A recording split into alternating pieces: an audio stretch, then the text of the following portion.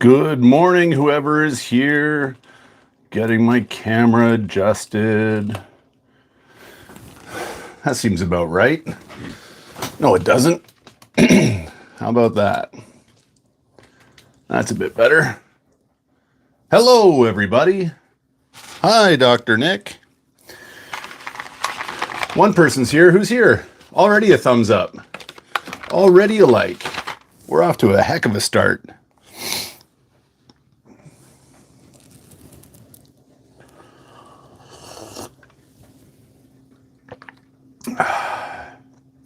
Sean. It's going good, buddy. It's going really good. I'm exhausted. I'm tired, but it's going good. I did a craft knit. So hello. Nice to see you back again. Thanks for coming, checking out the old live stream. Welcome back, everybody. They're piling in. Come on in, everyone. There's plenty of room. I might be sniffling a lot. I apologize for all the sniffles. I've taken a bunch of allergy pills. I don't know what is in the air right now. Parkour Health and Wellness. Love the channel. Hey, thanks for checking it out. Thanks for being here. Appreciate it. I was just complaining about being... Fortnite is over. Here we go again. Oliver. What's going on, Oliver? How are you, buddy? Thanks for coming back, checking out the show. RC Brian, first time live from watching from Florida. Beautiful. RC Brian, welcome. Thanks for checking it out, dude. How's the weather in beautiful Florida? I'll tell you, man, I'm tempted to move there sometimes. Every time I go. Dude, it's so nice. So nice. I grew up in Southern Ontario, and so that was like, Florida was like the go-to vacation spot in the middle of winter, right? It was pretty much a 24-hour drive straight south, bam, end up in Fort Lauderdale, and we would vacation there for a week and come home. That was like the thing to do. Coughlin Corners, what is going on? Stopping in for food and beer and heading to the track. My man. You already worked your way up to Hornet? You were just a grasshopper last time. You noticed your profile emoji changed to Hornet? I thought it was every year was supposed to change.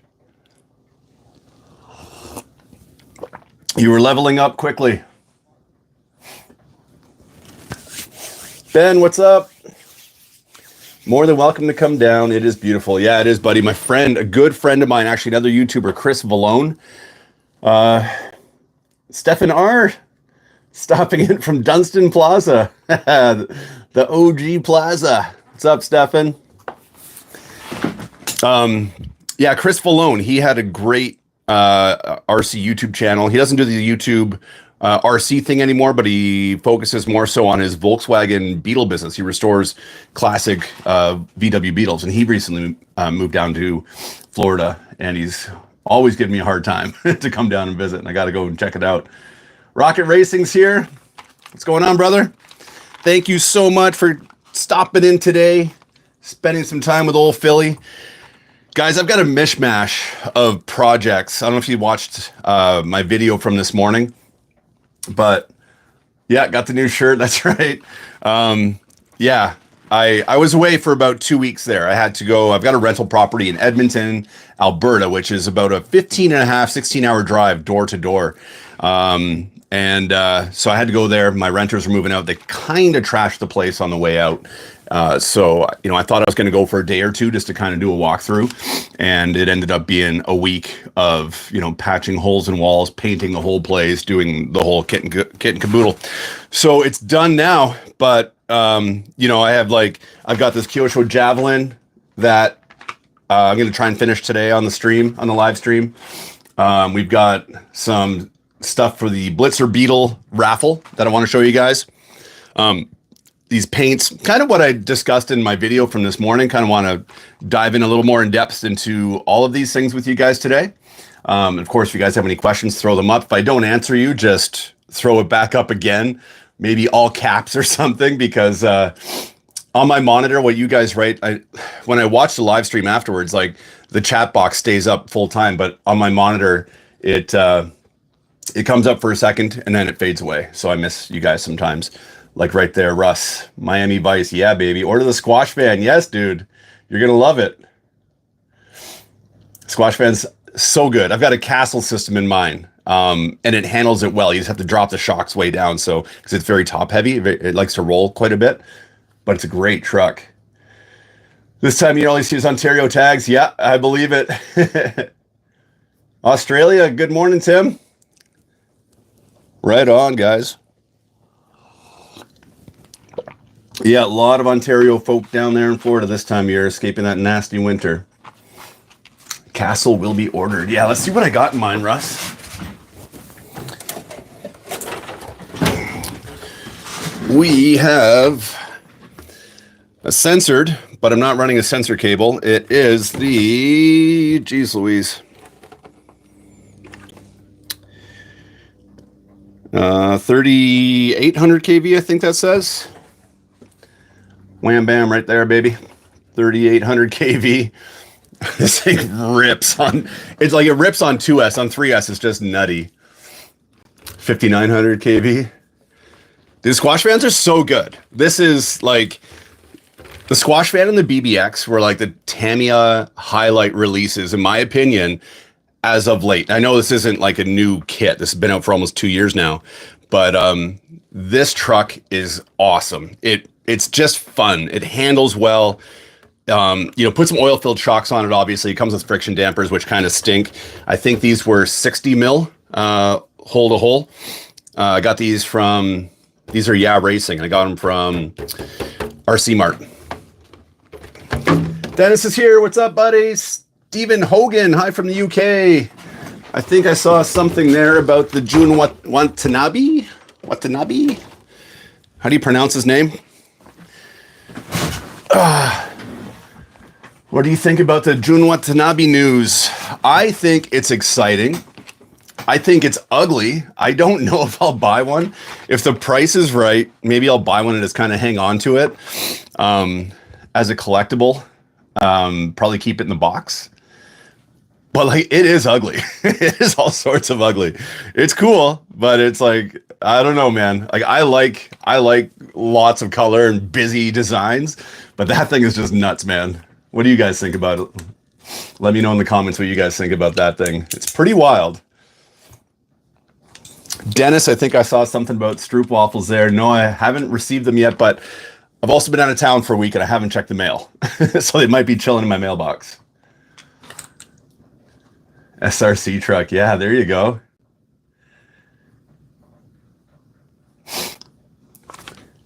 It could be. It would actually be fun. And I'm thinking I might go with something crazy for the SRC challenge this year. We'll see. Yeah, you haven't seen it yet, Oliver? It's like, it's just a Hornet, but the body looks like a cow. Like it's a white body with black, kind of cow spots all over it. Looks like vomit. Yeah. It's got pink tires. So that might ring a bell if they released it in the past. Bright pink front and rear tires, black rims, and then kind of like all like the black chassis components, like the ABS plastic, like the gearbox, the chassis tub itself, are all this kind of bright purple, almost like a pinky purple. So it's, give it a Google. Jun, Jun Watanabe, Watanabe, I think. Jun Watanabe. He's a Blockhead Motors guy. So super talented dude. Sounds awful. It is awful, dude. You got to see it. Super talented guy. He's the Blockhead Motors guy. And a lot of people were saying, have you seen the new Blockhead Motors edition Hornet? And I'm thinking like Blockhead Motors livery. I'm thinking blue, yellow. And so like I'm Googling, like, I drove, what's today, Saturday? Thursday, I left Alberta. I left my house in Edmonton at 9:30 in the morning, and I drove straight home to Vancouver Island, managed to catch the last ferry of the day. I was like one of like the last 5 or 6 vehicles they squeezed on the ferry, and I got home by like 11:30. So it was like a 16-hour drive or something straight. And so I just, you kind of do that and like you kind of feel a bit loopy afterwards. And I'll tell you, I felt super loopy, and everyone's talking about this new Blockhead Motors Hornet. I'm like, what are you talking about? Where is this? Why can't I find it? But it was the Jun Watanabe crazy cow design Hornet. So that thing is apparently like they were going for huge dollars. I was talking to Craig, the OAG, and he was saying that in the UK, they were going for like 500 pounds, I think, on eBay, which is like absolute, like that's new in box. So collectors want them apparently. So for all you guys thinking about maybe getting one, you know, it might actually be one of these RC cars that appreciates in value. And I hate to ever consider RC cars as like an investment strategy because it's a very poor investment strategy. But you know, if you want a car that might gain value down the line, it's certainly an option. So an ugly option, but an option. Getting these shocks out of here, guys. I wanted to build this Kyosho Javelin. That's what I'm working on right now, is this Javelin here. Oh, Bruce is here. Emily and I are watching. What's up, guys? Jeeps Cafe, what's up? Hello, everybody. This beautiful marvel engine of engineering. Look how sexy this chassis is, guys. This is a Kyosho Javelin Riri. This was gifted to the channel by one of the viewers at home. So I don't know, maybe I shouldn't name names, maybe I should, but you know who you are. Thank you so much. If you want me to name your name, I will. Be happy to share that. But guys, these things are just so sexy. Look at this chassis, all this nice aluminum countersunk screws, this nice FRP plate up top here. Oh my gosh, metal gears. These cars are just nuts. That is Darren watching from London. Darren, hello, Darren. Yeah, really cool chassis. This Riri version came with two options for the belt drive. You could either use a belt or you could use a chain. So I went with chain because I've never driven a chain driven. Sean, morning, Sean. Thanks for coming out, buddy. I've never driven a chain driven four-wheel drive. A couple belts, but never chain. So apparently it makes a cool sound when you're driving it. Even just the jingle of the chain. Oh, it sounds so cool. So I was working on just doing like a time lapse kind of a build for this thing, but I ended up running out of time, and here we are to finish it up.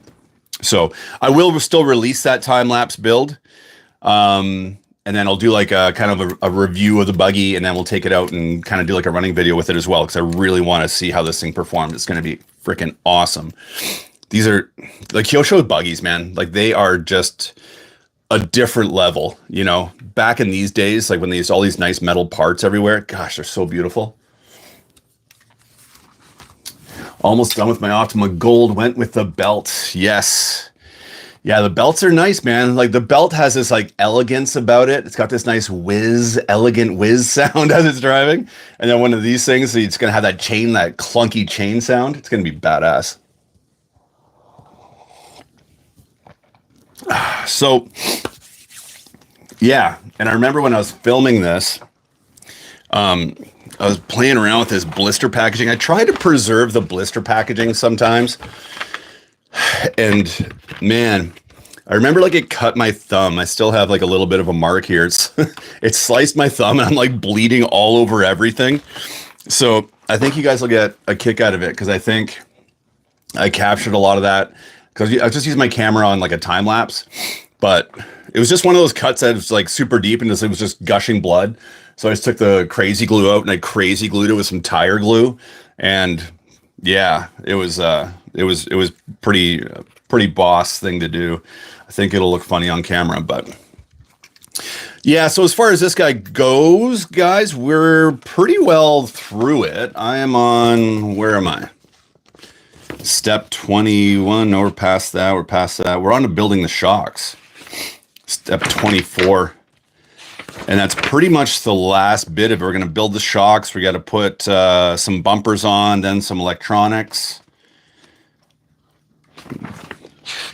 Finish up the gearbox, glue some tires on. That's it. So that's what I want to do today on this build portion. I think before we do the build, though, I got to show you guys these bodies. If you already watched today's video, then you'll know what I'm talking about. And the last live stream we did, you guys saw this body. This is the body that we put these decals on, came out looking great. This is from a fellow here in Victoria, BC, RC Paint Victoria. Retired Navy guy, I believe he was, Navy or military, and super great guy. His name's Corey, and he painted this up for me. So I think he just did such a great job. Instruction sheet looks like a full-on magazine. Yeah, it does. Yeah, so this guy did an awesome job for the RC10T. That was on the last live stream. JD's RCs, what's up, brother? And then this is the one that Guru's World did. Obviously, I'm repping the Guru's World t-shirt today. They threw a whole bunch of goodies in a bag for me. But guys, like, just look at this. Absolutely insane body. Look at that palm tree. Like, look at the detail. And like, there's no bleed through. There's not one sticker on here. This is all painted. That poor boy's RC, the palm trees, everything. There are no stickers on this. Even on the hood there. That is all done with paint, you guys. Satin on the back here, on the truck box. Interesting how it's all lined with gray. I always back mine with white to really get the colors to pop. Maybe, I bet he probably did white. I can see some white here and then maybe did gray afterwards. I'm not too sure. But like, this is just the absolute sickest body I've ever seen.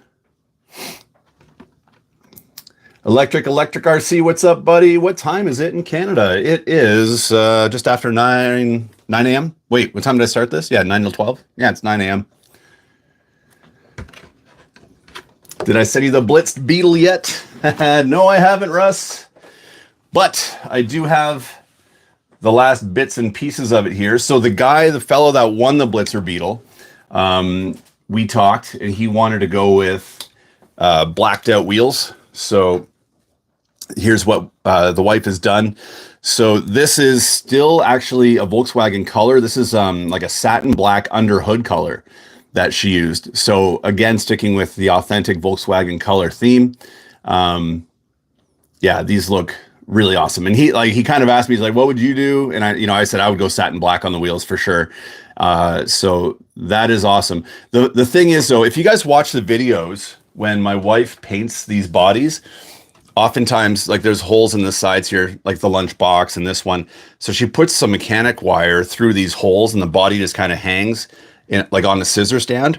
But the body has enough weight, so when she paints it with her spray gun, the body won't move around. It's got some mass to it. Whereas these wheels are very light, so she couldn't put the mechanic wire through there because if she sprayed it, the wheels would get pushed away from the velocity of the paint. So she had to mask them in a certain way that the back didn't get paint. So she was going to paint the back afterwards. But a bunch of the guys at her shop said, hey, that they actually liked it. They thought it looked cool having the orange kind of peeking through on the inside. Personally, I don't think it's the right look. I think it should be black. So I reached out to the winner and he said, yeah, he wants to go black. So she's going to finish painting up the insides of these on Monday. And that will be that. And then where's the nose? Oh, and then here's the nose cone right there. We might get into putting some of this together today too, guys, if we have time. But again, just look how freaking awesome that turns out. It's crazy that it used to be that orange and now it's this color. So just came out looking absolutely awesome. And then as for the rest of the body, we're just going to keep it as is. He doesn't want any stickers on it. Nothing. So we'll put like the headlight buckets in. I probably won't put the side mirrors on because I have to ship it. And these side mirrors, like, you look at them wrong and they break.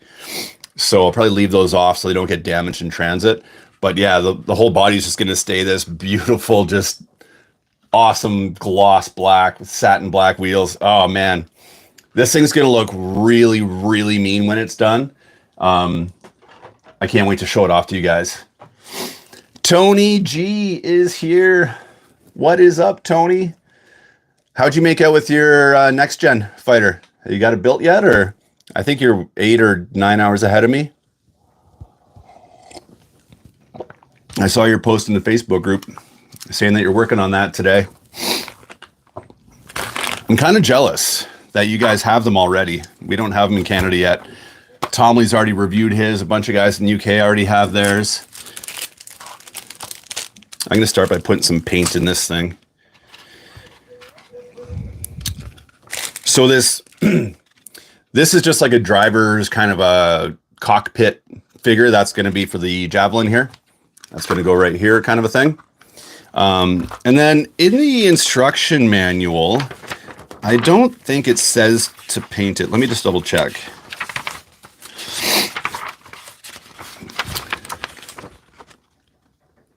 Oh yeah, use spray for polycarbonate. Not included. What color? Yeah, it's kind of like two colors. They've got like a black and a white right there, basically, if you look at that driver figure. So I am going to paint it by hand. Because I think it's just going to be easier. Because it's a pretty small thing. And if I try to mask off like the driver's hands and stuff, I don't use liquid mask. This would be like an application where you'd have to use liquid mask, and I'm just not liquid mask savvy.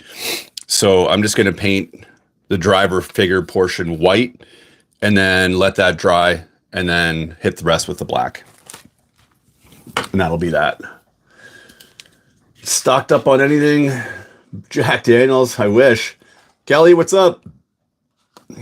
Saw a couple Kellys there, sorry. I saw them and then they faded away, as they do. I got to find a different setting somehow where what you guys say stays up. Hey now, Eric Knudsen watching from Eugene. Eric loves your channel. Hello, Eric. Paint black first. I know what you're saying, Russ, but I'm going to do the white because I know what'll happen. Because the white's kind of recessed. The white areas are recessed. And when I paint, I'm a very expressive, very passionate painter. And I get paint everywhere. And I know I'm going to put on too thick. And the black is going to sag down into the white area and make a mess. Hence why I'm doing the white first. Beer time in Belgium. Let's go. I wish I could have a beer with you guys. But if I start drinking at 9 a.m., it's going to be a long day. I'm still trying to like get into like some sense of normality after driving across 2 provinces twice in a week. Joe Martinez, what's up, brother? Never noticed how many buggies you have there. Yeah, there's a couple. My name's Phil, and I have a buggy problem. I never intended to become a collector. It just kind of starts happening one of these days. You're just, you get a buggy and you get another one and another one, another one. Before you know it, it's like, okay, I got to start, sorting these out and stacking them on the wall. I got to like showcase them nicely. You can't just have them sitting around. So it just kind of snowballed in the last few years. And I'm not about to complain. Yeah, when you have 40 or 50. Yeah, and like I've got a whole bunch like under my tables here. I got to start selling some of these actually. I thought about like raffling a bunch of them off, but like, what do you guys think about raffles actually? Now, I just mentioned it. So I want to know what you guys think. I've seen some feedback. I've watched some other YouTubers doing videos talking about raffles, and it seems like there's a bit of a mixed crowd kind of reaction on them.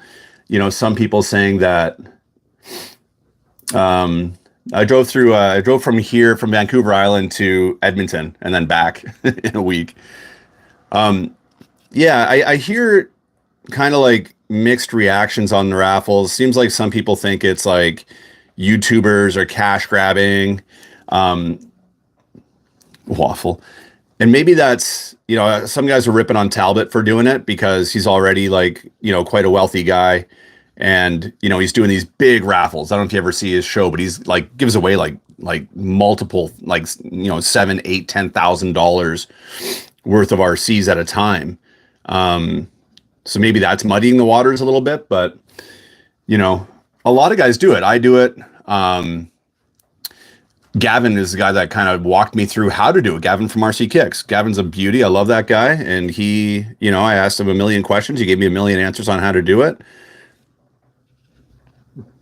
A collector, no order. I love the raffles. Oh, it faded away on me. I'll see your comment in a second here. Yeah, like I think they're a good way to kind of interact with the community. Obviously make a little bit of money off them. Love raffles, even though I haven't won. The 1 to 2 ticket price, okay, give people a chance. Yeah, there you go. Yeah. That's how I think of it. I think they're fair. I don't mind raffles when I win them. Yeah, they are. Keep going, guys. Keep letting me know, guys and girls. Let me know what you think about these raffles, because I genuinely do want to know what you guys think, because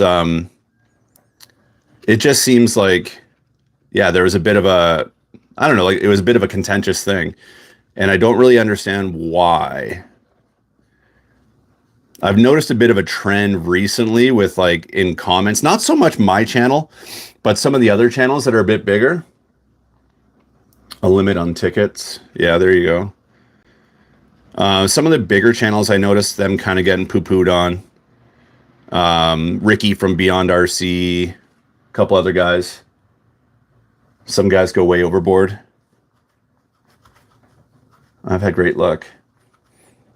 Yeah, like I've got one guy, Paul, who was on this stream a minute ago. He might still be on, but he actually won 2 raffles. Like, my channel's still pretty small, like relatively speaking. So your chances of winning are actually pretty good. If you buy a raffle ticket, you can see who else has entered. You'd be surprised. Like, your odds are good. Don't raffle. The thing is, I have too many goodies and I need to generate some revenue. So that's where the raffles really, really help, because, like I've got things like channel memberships and Patreon and all that, but not everybody wants to do that. And that's okay. And this is where I think the raffles come in, because it gives you an opportunity to take something home, like to win something and support a channel that you like.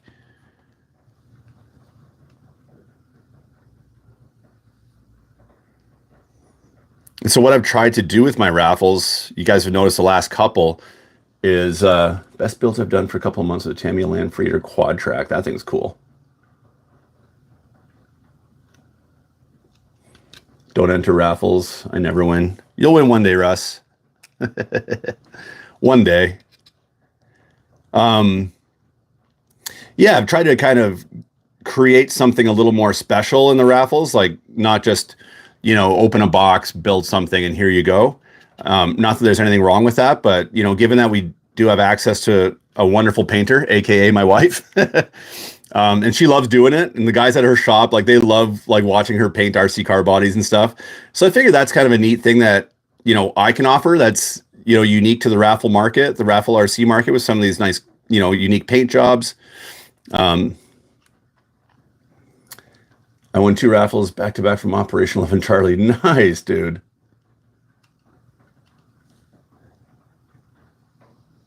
That's awesome. You won 2. I'm more or less finished on the DT04, front and back all built up, attached to main chassis, just finalizing the electronics. Smooth build so far. Good. That is good to hear. I really can't wait to get my hands on it. I think it looks so cool, that DT04. I love it. You went with the short wheelbase, Tony, I believe you said in your post. What am I doing? Is that right? Yeah, that's right.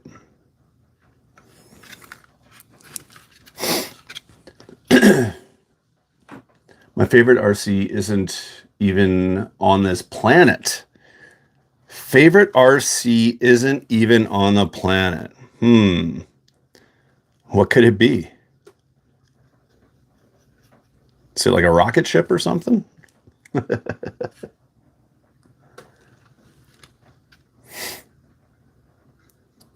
Well, thanks for the feedback, guys. It's always good to hear what people think about some of these things. Gotta be a rover. Short wheelbase retro sport motor installed, set of option 1 shocks, same as we use in the GT03s. Nice. Those option 1 shocks are awesome. For Mars rover, very cool. What kind of motor do I have in the Astute? Ooh, I got a cool little motor in there. Give me 1 sec. I'll show you.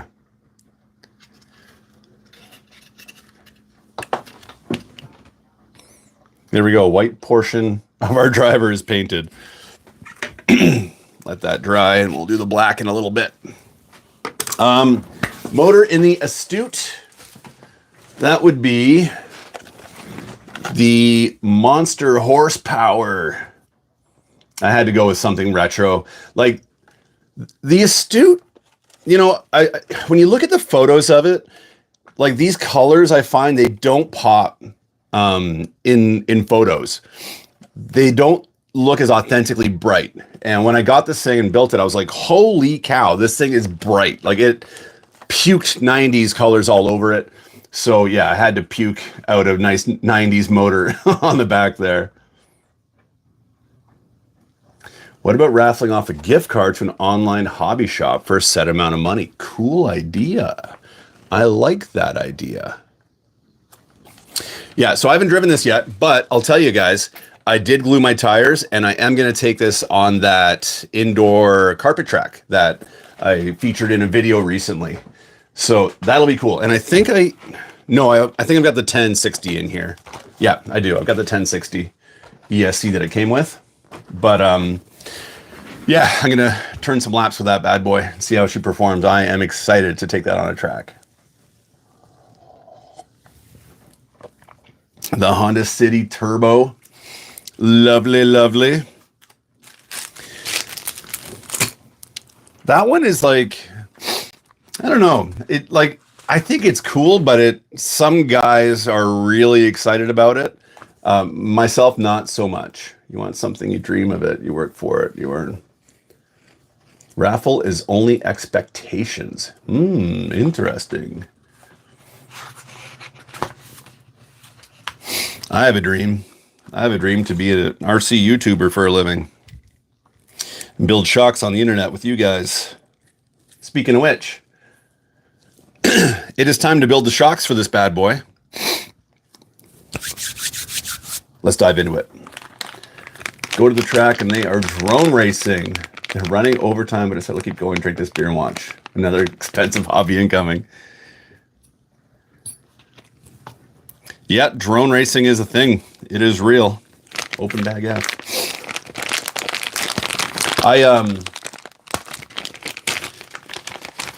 I did a drone review recently. I won a motorbike in a raffle. What? That's awesome. The Synchro 2. What are your thoughts on two-wheel drive buggies? I love two-wheel drive buggies. I think Beyond RC did a video on the Synchro 2. I saw it, but I haven't had a chance to watch it. I've been just getting kind of caught up with life here. But I don't know much about it, to be honest with you. But I do love a nice two-wheel drive buggy. Like, there's a time and a place for them, right? They're fun to drive. Racing them is a different beast, if you ask me. It can be obviously a lot tougher to race with a two-wheel drive versus four, but they're super cool. I like them. I like them a lot. Look at this little antenna. Look at that little antenna, Dewey. It's so small.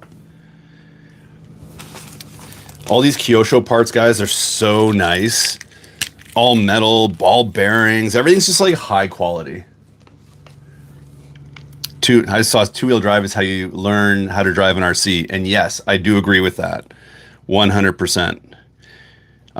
One of the remarkable things about two-wheel drive these days, like, I'll show you guys, for example, I keep bragging about this car, but I mean it. This thing is awesome. The Arma Fury. This is the 2 to 3S. This is built off the Gorgon chassis, which is just, a very, straightforward chassis, very versatile. It's got a couple different uses now, a couple different names. But that thing on 3S, I think I had it going, I don't know, like 55 miles per hour or something like that. Like, it was screaming fast. And it's only 2-wheel drive, but it's got the dynamic stability control system, like gyro, basically built into it. And it is phenomenal. The way that it drives, it almost drives like a 4-wheel drive short course truck. In my review video, there was times that it's like up on one wheel doing crazy stuff. And normally at that point, you've kind of lost control and your car would usually flip. But it's like it's making so many like minute corrections so fast while it's doing this wacky stuff. It just keeps sticking to the ground. So it's a total cheat code. It's that the DSC system in those it's real, man. It works really, really well. I love it. I guess you could argue that it takes away from the authentic 2-wheel driving experience because the DSC is doing a lot of corrections for you, like thousands of corrections a second kind of a thing. But that being said, it's still a ton of fun. I love it. I think they've done an amazing job with those. Just sorting out my screws here, guys. I don't know if I probably can. Oh, you can kind of see that on camera there. This is my screw sorting process.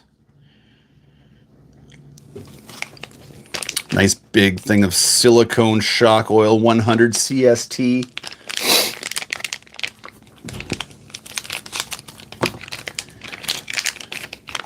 Yeah, and I got the Arma Big Rock back there.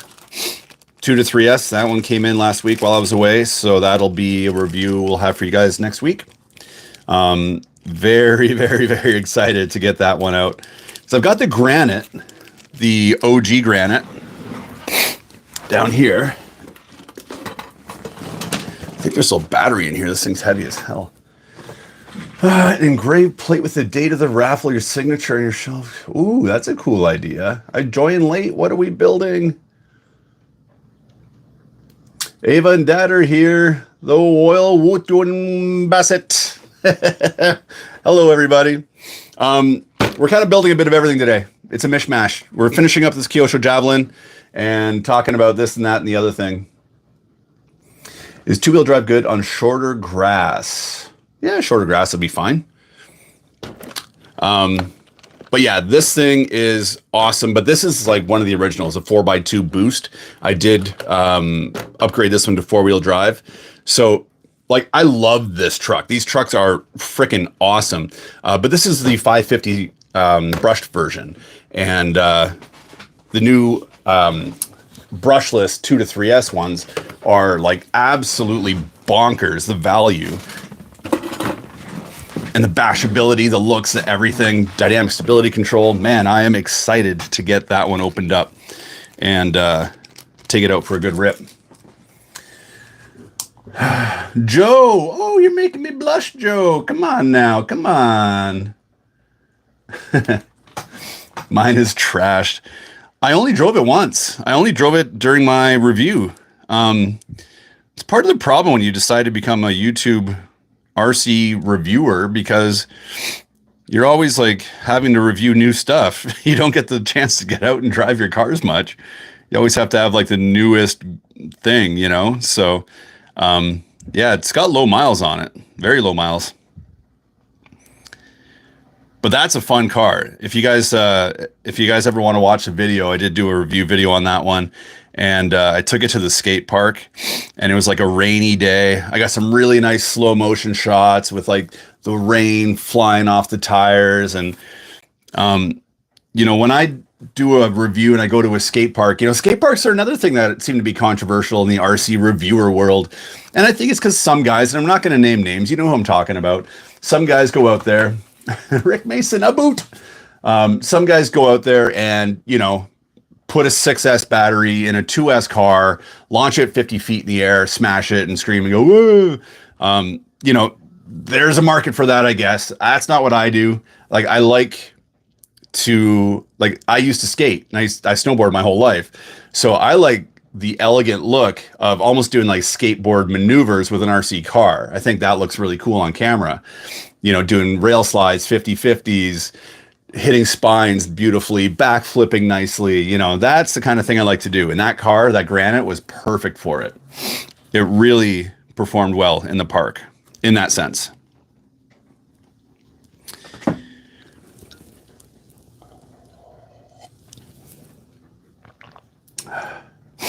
I'll be back after the commercials. Yeah, skate parks do often demand a sacrifice. You're right. They can be pretty hard on RCs. They can be really hard on them, especially older stuff like Tamiyas and Kyoshos. Anything with like rigid plastics. Skate parks and rigid plastic do not mix.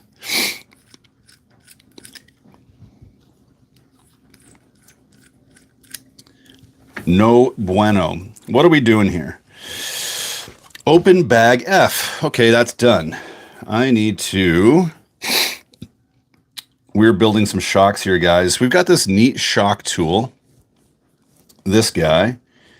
And that's got to go into some plastic doodad, which is somewhere here. Where are you? Where have you gone? Sorry for all the sniffles, guys. This guy. Right here. Yeah, these Kyosho parts are so nice. My poor Granite suffered a bent motor plate. What? How did you manage that? That is bonkers, dude.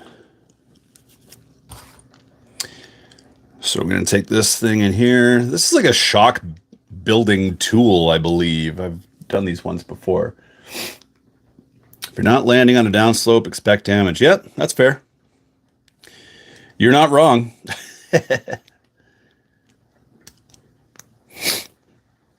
There we go.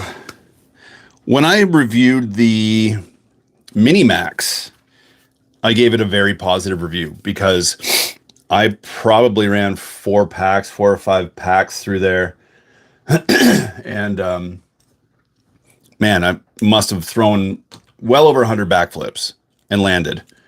And there was one really nasty wipeout I took, and I broke the front shock tower. And it was funny. Some people got all excited about it. They're like, oh, that thing's a piece of junk. But I disagree. I don't think it's a piece of junk. I think it's actually pretty awesome.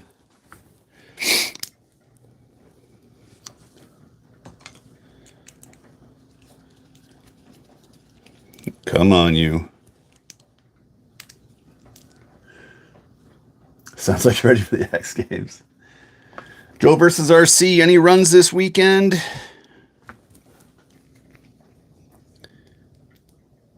Come on, you. This does not want to thread in. This chassis, like, it took me so long to get to this point. I think I'm already 5 hours into this build. I need experience building Kyosho or something other than a Tamiya. You definitely do, Joe. You definitely do. Kyoshos, yes, you're going to pay a bit more, especially for like, you know, like the vintage models that have a lot of metal parts. Yes, you are going to pay more.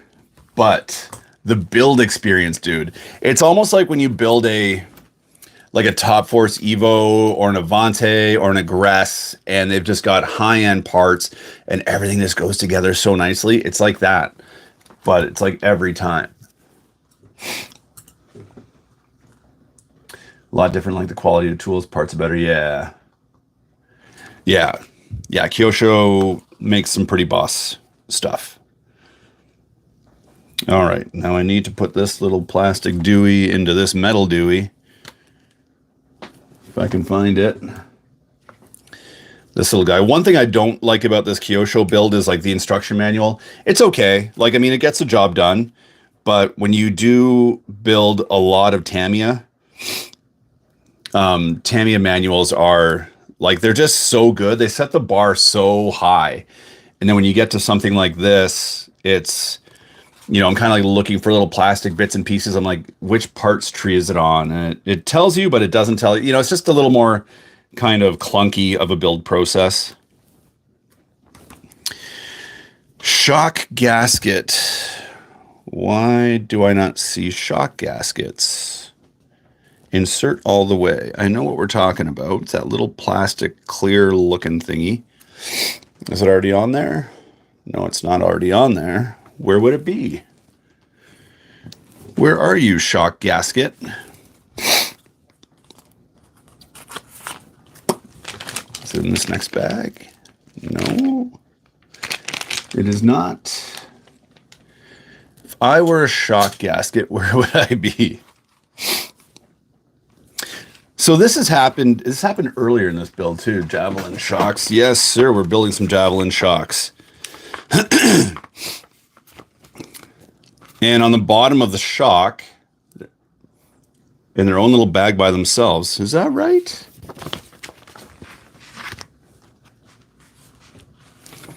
Well, then where the heck did that bag go? I bet my cat got it. Or maybe it's still in here. The spare parts bag. Oh, there's 2 of them in there. In the spare parts bag.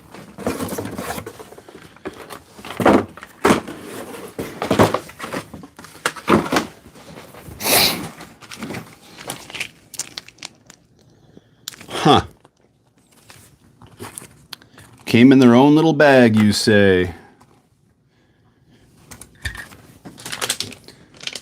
Well, I guess this is also what happens when your hobby room's a complete disaster. Can't find stuff. Let's see if I've got them in the spare bag.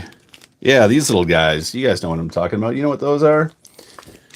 They give you 2 spares, but I need 4 in total. And I can't find the not spares, the originals. So that's a bit of a downer.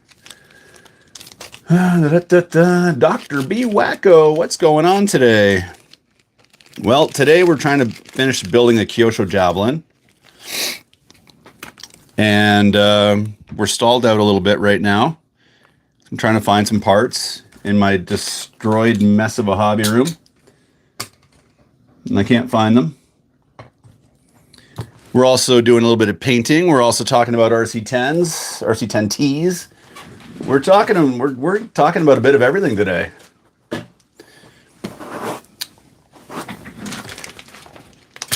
In a separate parts bag, you say. Do you think I really need those? I guess they're pretty essential at keeping oil in the shock, wouldn't they be?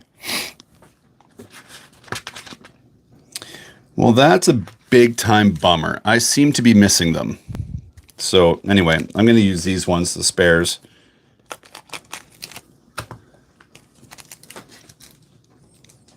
Afternoon chat with Patio Furniture. They were in the F parts in mine. Good memory, Mike. Holy cow. The F parts. Yeah, so the F part bag is the bag that I just opened up. Are they still in here maybe? And I threw it away? That's happened before. They are kind of that translucent plastic material, right? You ever done that? Throwing away parts like that? Look at that. They're in the garbage. Who'da thunk? Mike, you're the man. Save my bacon. Just throwing away brand new parts. Why not? Mozzie Rock, what is going on, dude? If I can figure out how to convert my AMX12. Whoa, that was heavy. That was heavy, Doc. Mozzie Rock is here. So there must have been 2 bags, so there's only 2 in here. Unless I only need 2. But there should be 4 for 4 shocks. Anyway, let's keep going. How many Marui have you built? None. 0 Marui have been built. I do have right up there. You can't see it. It's above the Falcon. I've got a Galaxy RS. That was gifted to me actually by one of my old employees. It belonged to his son. Thing is like mint. But it was already built. I've never built a Marui. I really want to. I want to get a big bear. Like, you gotta have a big bear in the collection. But it's like you find them in good condition and guys want an arm and a leg. Then other than that, you find them and they're trashed. And yeah, not into a trashed big bear. Just not into it. But I did find these shock gaskets, so that's good. Now if I can get them on here without breaking them. Bacon. A ninja. What's getting built today? Today, Mozzie, we are building the Kyosho Javelin, my man. Look at that. We got a nice sexy chassis. It's like 90% done. We just got some shocks to do. We've got to get some tires on, finish a little bit of driver figure paint. Big fingers for the win. Yeah, right, dude. These hands, man. Like trying to mask the inside of bodies now. It's like... I just can't do it. Can't do it. Big hands are great for some things, but not for finessing RC builds. Come on, you. My dear Lord, come on, get on there.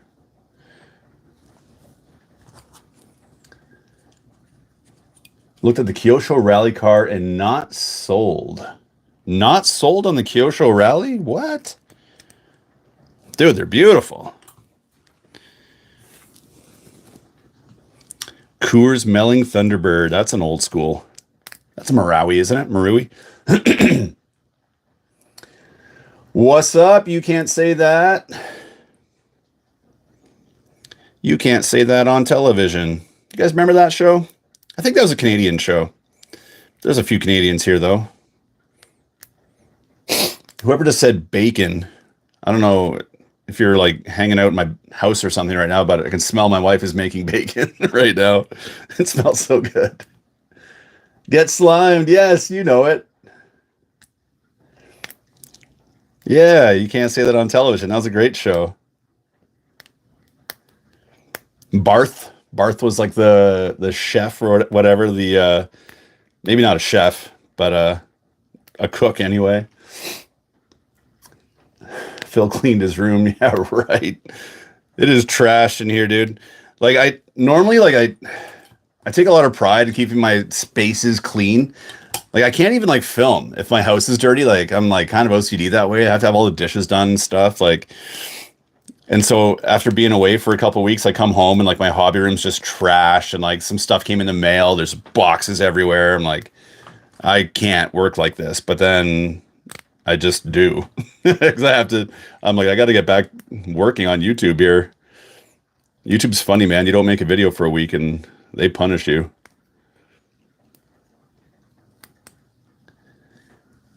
They get you. Come on, these things are like like a toiga. My dad's the same way with dishes. Ooh, pizza.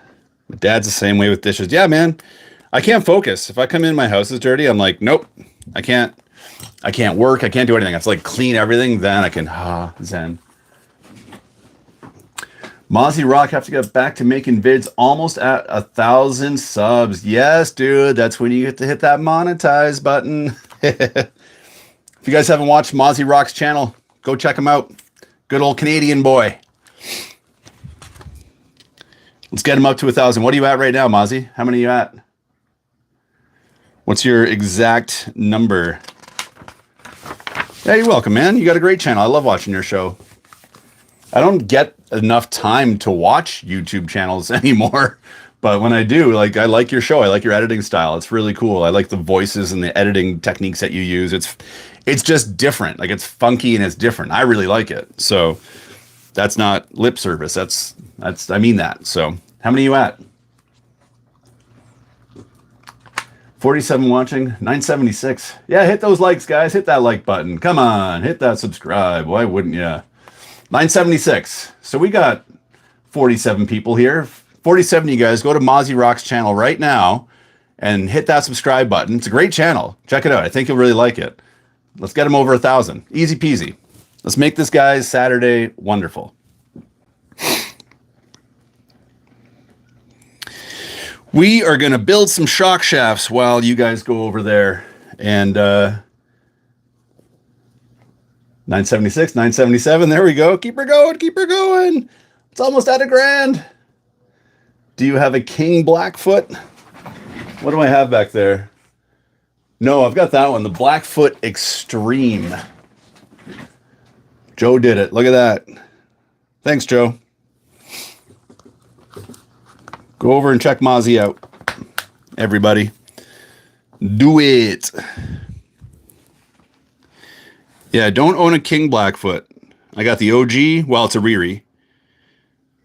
And yeah, that's Super Blackfoot, or Blackfoot Extreme, which was actually gifted to the channel by one of you guys watching.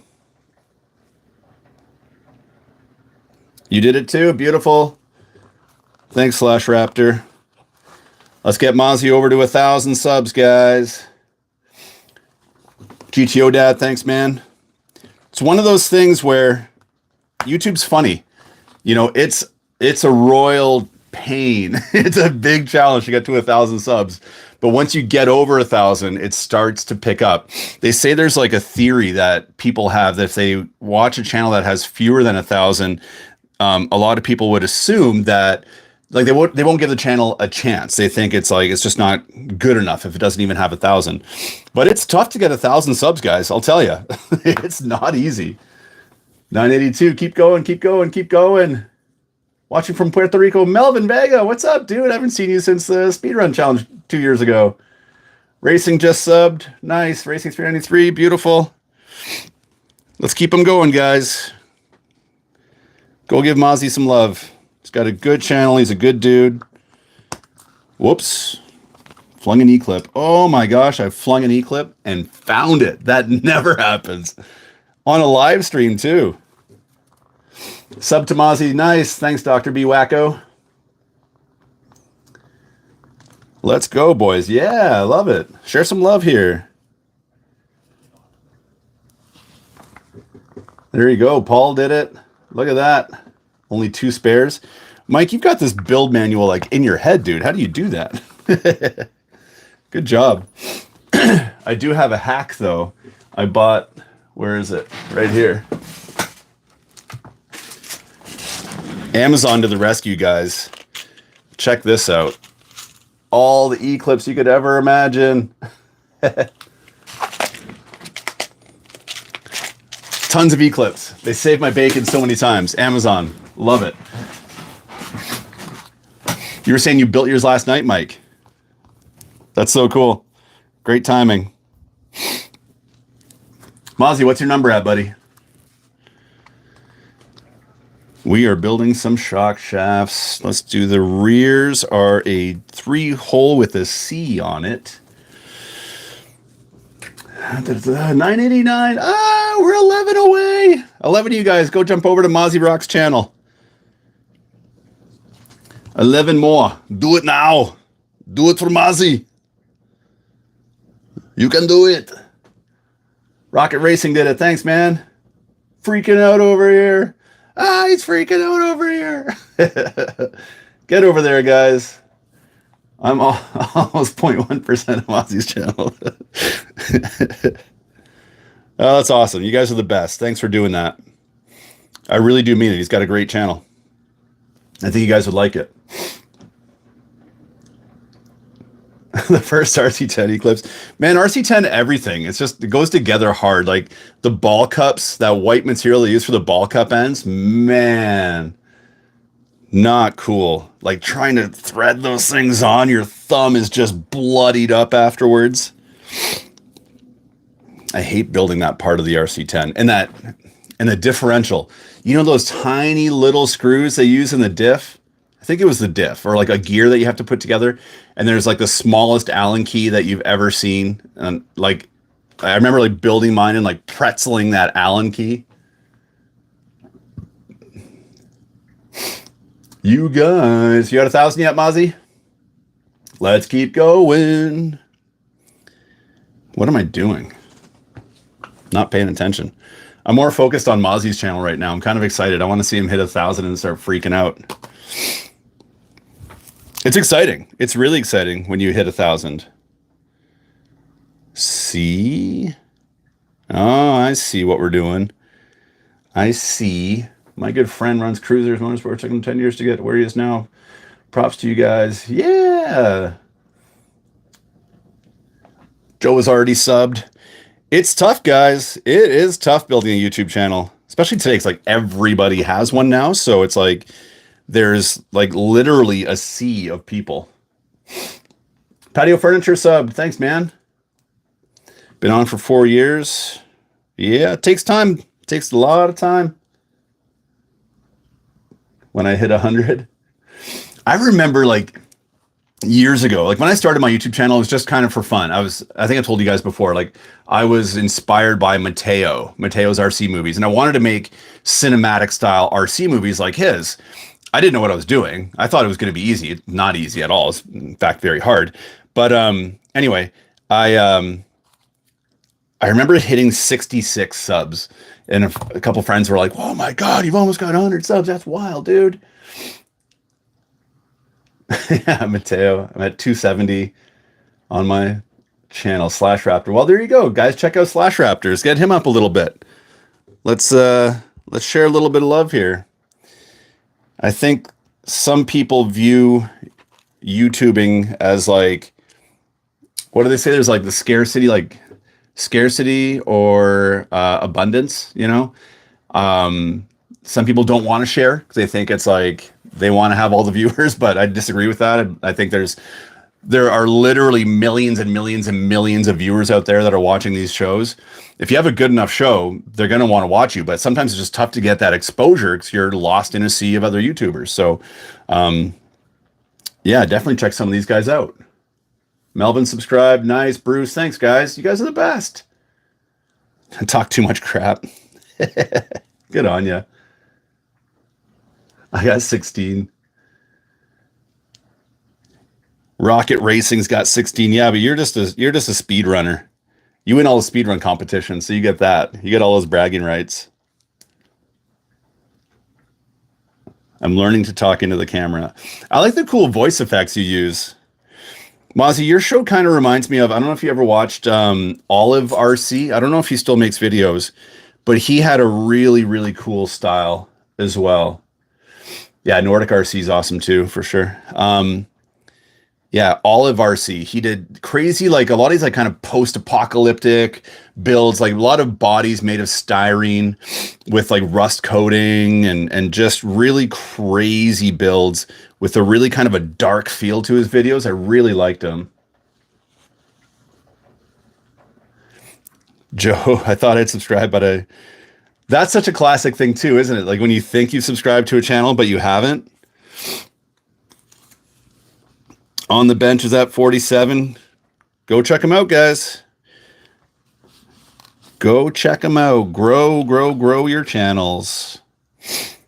How am I supposed to get this E-clip on here? There is not enough space. This is like this build for me. Like nothing just seems to want to go smooth. It's not showing up for me. How do you spell it? There you go. How do you spell your channel, Mozzie? Mozzie Rock RC. Put it up there for the people to find you.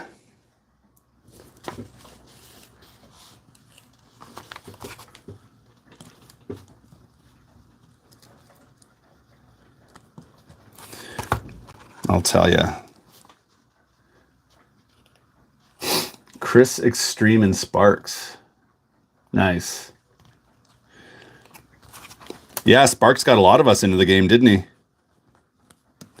Another Canadian legend.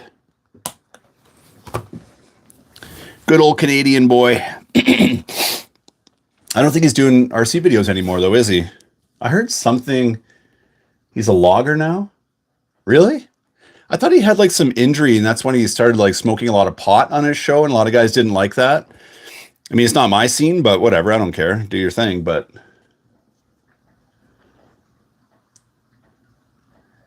Emily Co just subbed to his channel. Nice. Logging his 200 acres. Yeah, he's got a nice big place out there. I heard him and his wife, someone, like, correct me if I'm wrong. This is totally hearsay. But I heard something about him and his wife doing an OnlyFans thing. Anyone heard of that? I mean, good on them. Yeah, that's what they're doing. If you can shag your wife and make money on, they did. That's so cool. Crazy, man. Crazy.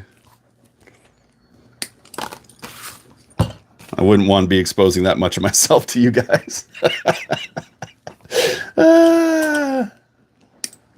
Too much body hair. So, fun fact, there are no extra E-clips in this bag. Mike, I think you were saying there were 2 in yours.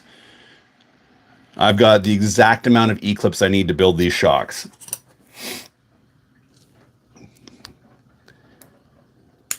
One, you bugger. Where'd you go? Oh, man. E-clip gone into the abyss. Nut up. Check behind your monitor. Yeah, that one went flying. I felt it. Like, it almost hit my mic.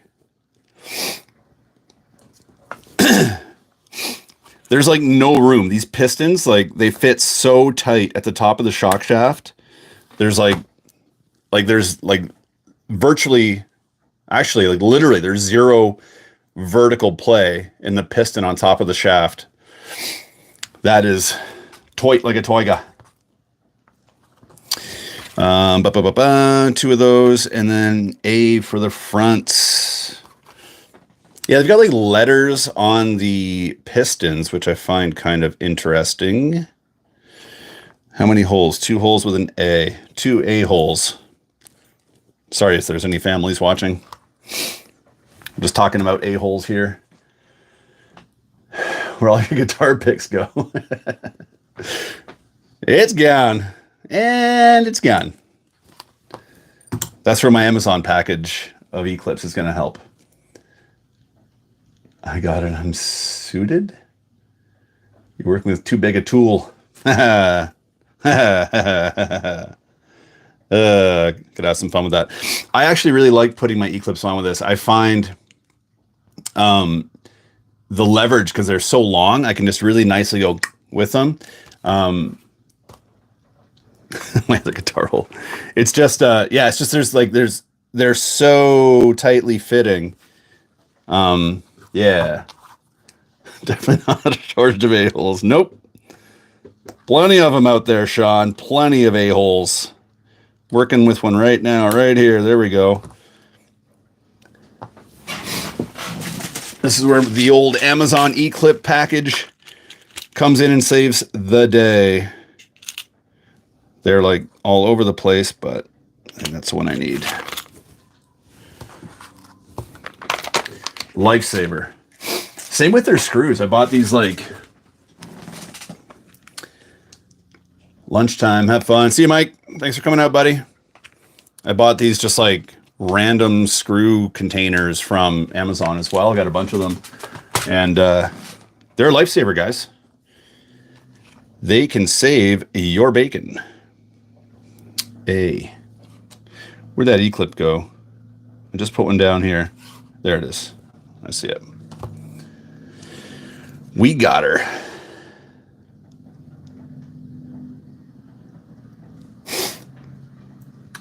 The E-clip tool. Everyone's an a-hole. What's an E-clip tool? I've never heard of an E-clip tool. I would like to know more about this E-clip tool you speak of.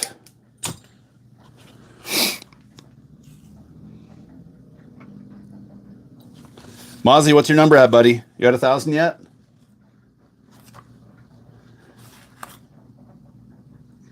Actually, you're trying to aggravate me.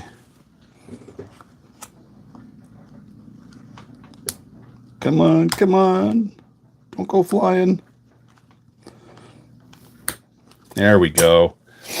998. Ah, we need 2 more subs. 2 more subs for Mozzie Rock RC. 2 of you out there haven't done it yet. Jump on over. Just as it's spelt there.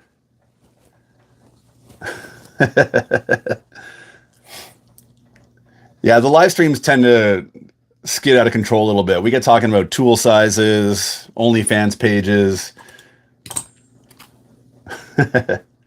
Shortly, must finish my paint job on the Scirocco. Nice. A-holes. Yeah.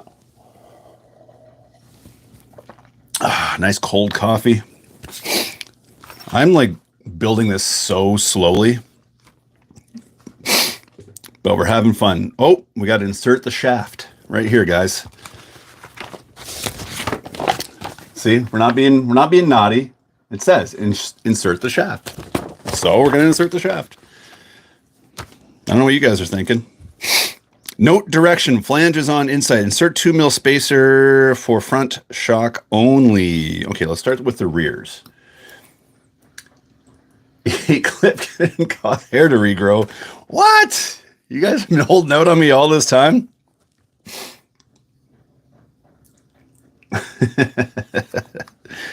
I wish.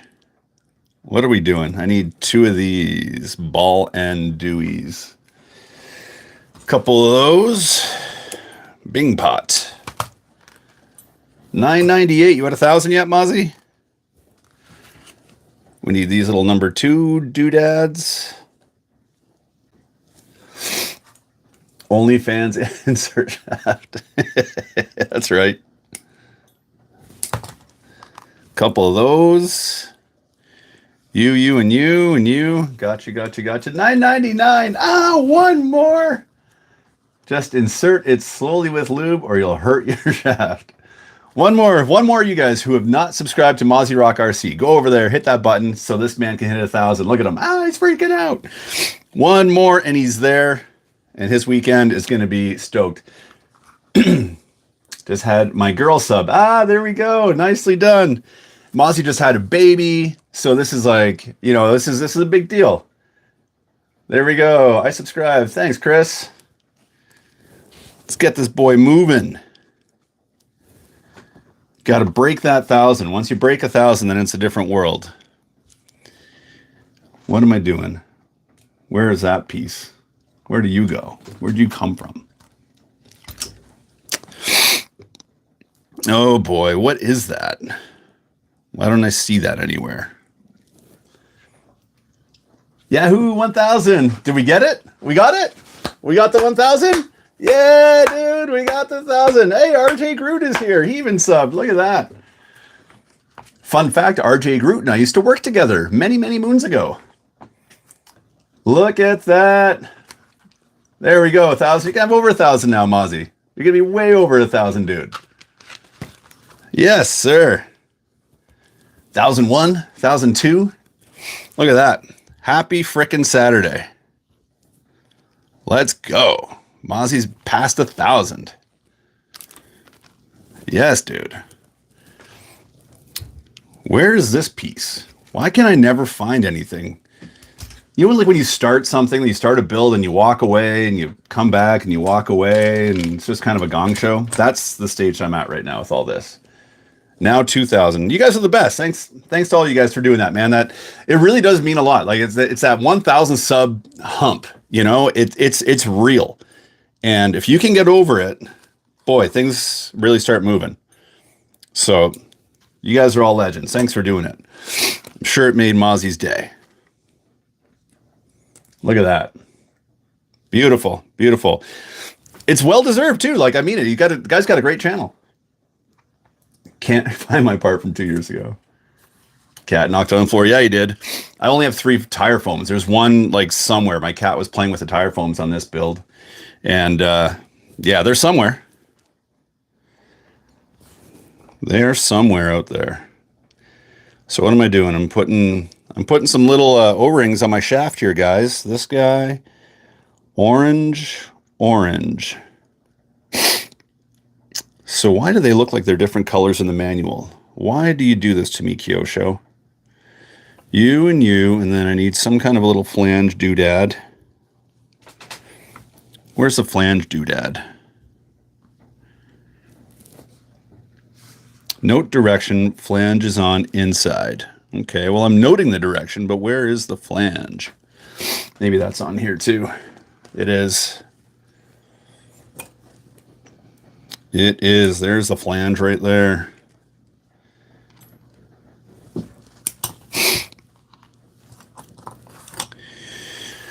Wonderful. Missed the start. What are you building? Sean, I'm building a Kyosho Javelin. Look at that. I wasn't going to build this one on a live stream. I started making a video, like just a time lapse, kind of an unbox build run kind of a video.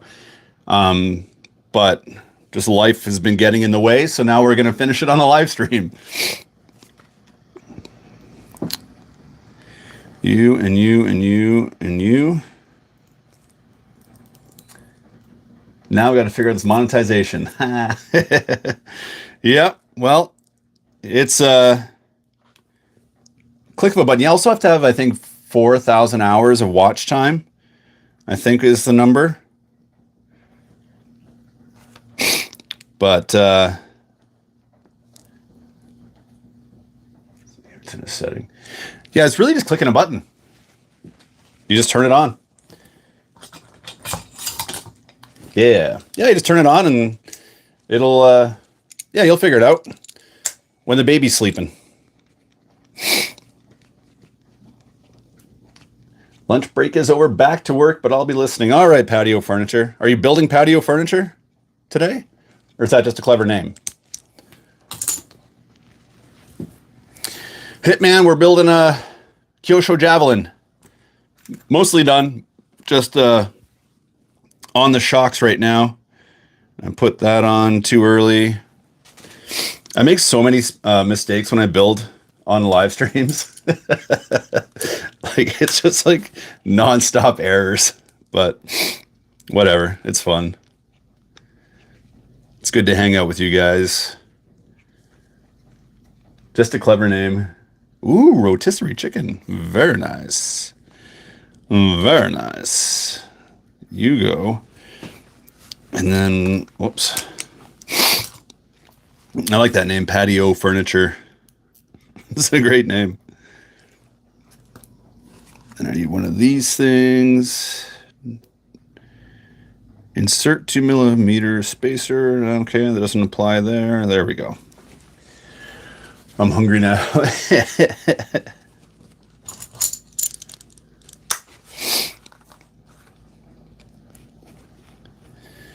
So who out there is picking up an RC10 four-wheel drive? Raise your hands. They are like so sexy, if you ask me. I did pre-order one. We don't have stock in Canada yet, but I see they're coming. People have them already. In the States already. Yeah, I'm on the fence, racing 393, yep. Yeah, it's nice, man. Like, I love the way it looks with like the wider front tires. It just has that chunky kind of beefy look to it. Oh man, so nice. They look sick. Yes, they do. You gonna get one, RJ? Probably not. It's gonna reignite the RC passion in RJ again, and he's gonna get all RC taken over again. Can't have it. Wasn't MIP that? Yeah, I think it was. It was like an MIP kind of hybrid. I don't know. Yeah, somebody built, was it? I watched their video. Who was it? One of their drivers kind of built one and raced it and came in second. Was it not Cliff Lett, the other guy? You guys will know. But yeah, he raced it and came in second in the Worlds in 85, 86 or something like that. But then they had a gentleman's agreement with Yokomo not to produce a four-wheel drive RC10. Yeah, Jam and J. Yeah. Yeah, kind of a neat story behind the whole thing.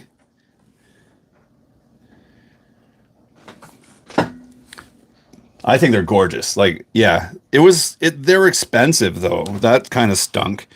But I think it's going to be worth it. I think there's enough kind of backstory to it. You know, it's exciting. It's a really exciting release, if you ask me. I think we're fortunate to have them. I have seen a lot of the other ones though, like the Jam and J and the broccoli chassis RC10s. I see those like discounted like crazy in a lot of websites. So if you guys are looking to grab them, I see them on sale now. Just not as desirable, I guess. Jam and J not getting an RC10. can't see what it's all about. I think the RC10 is special because it was like one of the first real like race spec buggies, you know. It took RC racing from like grasshoppers and hornets and stuff like that into the next level, you know, with this really competition level buggy. Got to lube up my shaft here, guys. Nice lubed shaft. Oh, yeah. I clicked the button that said this isn't for kids. So there, I did my part. The last I raced was a B6 on carpet a few years back. Oh, yeah. I see Wayne Ma was out here. There was like a big island race here, I think 2 weekends ago, and Wayne Ma was out, and I really wanted to go and check it out, but I had family visiting and we couldn't make it happen. Would it hold up with some of the modern buggies? I think it would. I honestly, I could see an RC10 still hanging. Dirty talk with poor boys. But I've been fighting the bug. Yeah. And when it bites, RJ, it's real. Blast from the past, RC. Rather spend it on Kyoshos. I hear that, dude. I hear that loud and clear. Kyoshos are sexy. RC10 and the Javelin were the two you wanted most. Yeah, I get it. They are nice cars. I'm going to do this. I'm going to put some oil in here. This whole like upside down shock thing is like just asking for leaks. We'll see how she goes. Oh, don't spill. Don't spill. How much is this kit, Phil? And are they better than Tamiya? These are not cheap. I think the Javelin is probably $450 Canadian, I want to say. Yeah, the shocks are kind of that upside down build style. Yeah, I want to say Javelin's like $450 Canadian, maybe 500. So they're not really cheap, but they're, I don't want to say like they're better than a Tamiya, but they're like, consider this like a high end, like Tamiya, like an Avante and a Gress kind of a thing, like Top Force Evo. Like you're talking about like a lot of metal components, a lot of higher end components than say like a Grasshopper, you know? So you get a lot, but you pay for it.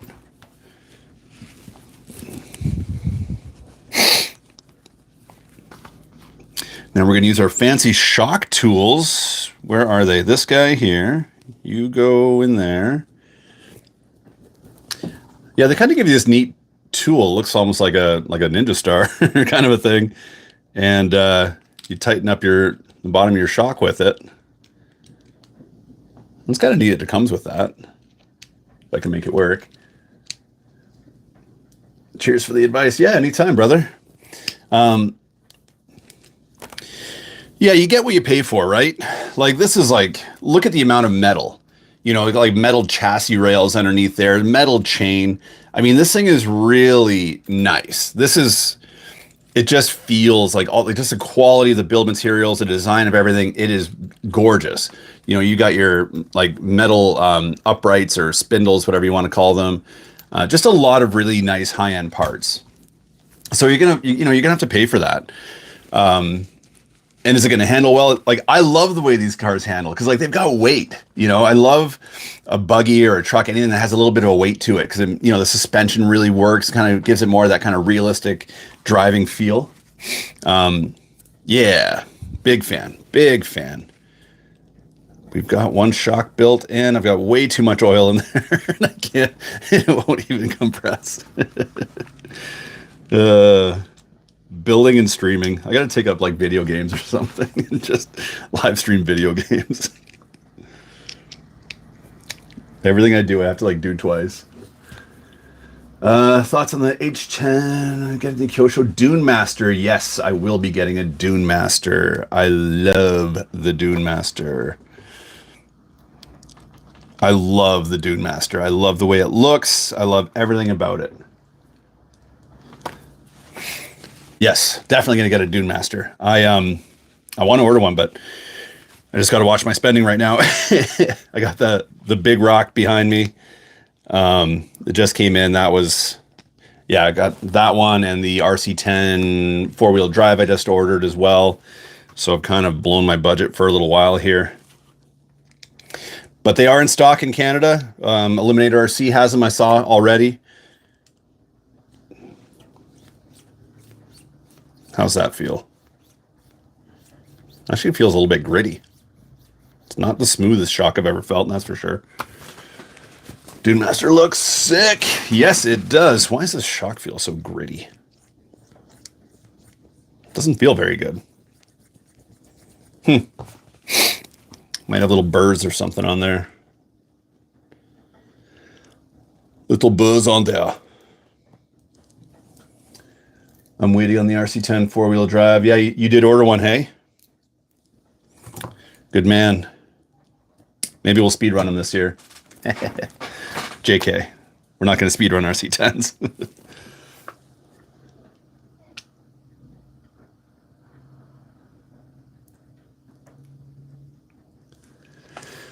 Never liked Kyosho Red shocks. Yeah, you know, I'm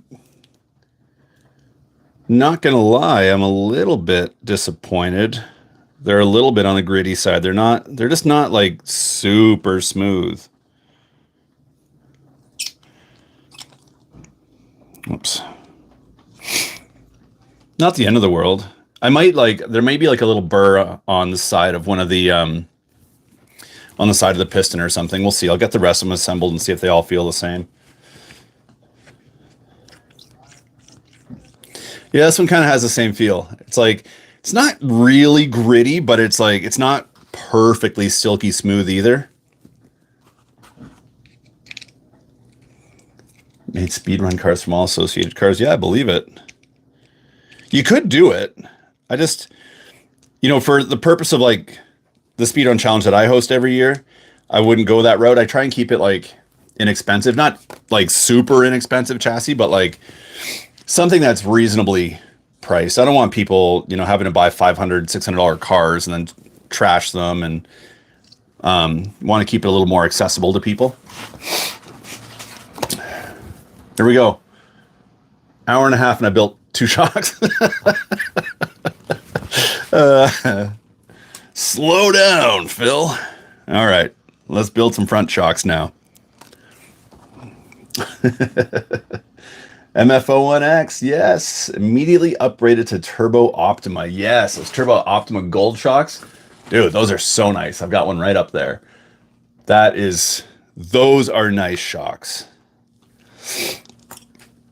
I remember back in the early 90s ordering those Kyosho Gold shocks for my Midnight Pumpkin. And I remember I bought them from Tower Hobbies, and I was so excited because I thought the Pumpkin with oil shocks would act like a 4-wheel independent suspension vehicle with oil shocks, but it still didn't. It was still a Pumpkin. It still bounced around. It did goofy stuff, and the rear suspension never really truly actually works. It was a big eye opener.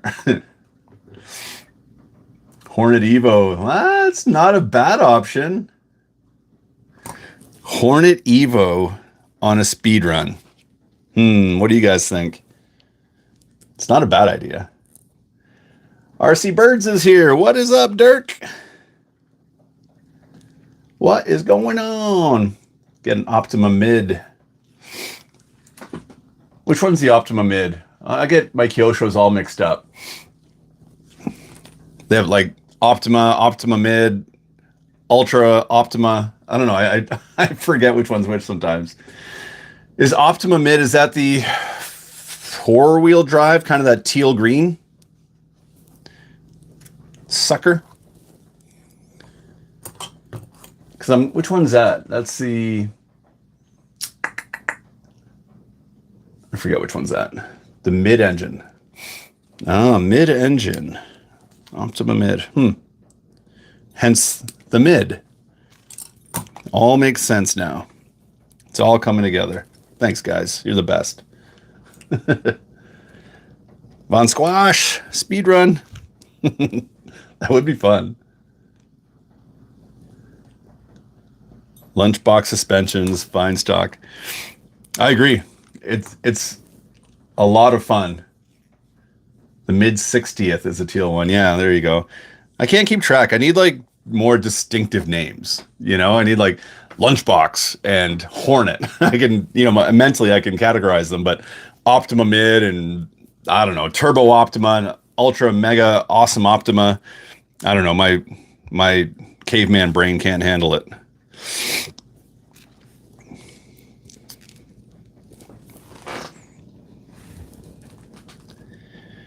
But the Kyosho collection here is growing. I love them. Kyosho makes beautiful cars. I lunch you with the oil shocks. Got you, I got you. Yeah, not a lot of spare parts in this kit, I'll tell you. My brain goes squirrel. Yeah. Right? I'm with you there, dude.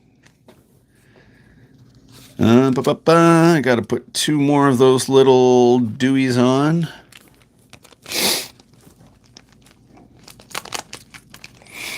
I'm kind of bummed right now though, because we had start of this winter, we had a big king tide come in, and there's a spot, Turbo Hopper speedrun. Yeah, that would be sick. The spot where I film all my beach videos, or at least like 95% of my beach running videos, that spot, when the tide comes in, that spot's completely gone. It's just consumed by the Pacific. And this year, maybe I don't have any video. I gotta get some video. I'll show you guys.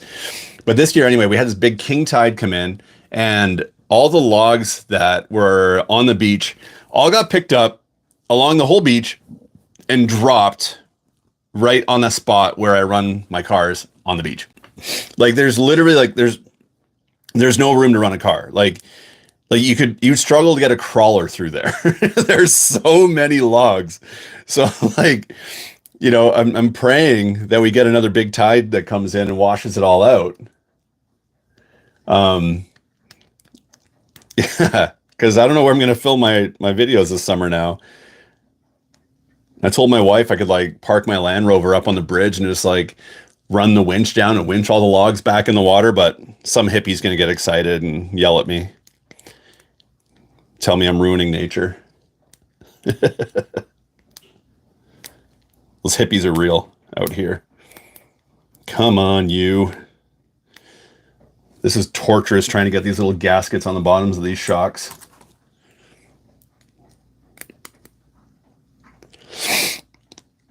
It's like a form of punishment.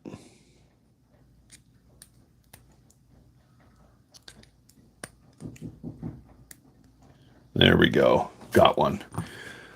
One more to go. Oh. Yep, got 2 shocks built. Slow and steady wins the race. The real winner today is Mozzie. Mozzie got over 1,000 subs. Yeah, dude. Click that monetize button. Diapers are expensive. You need every little bit of help you can get.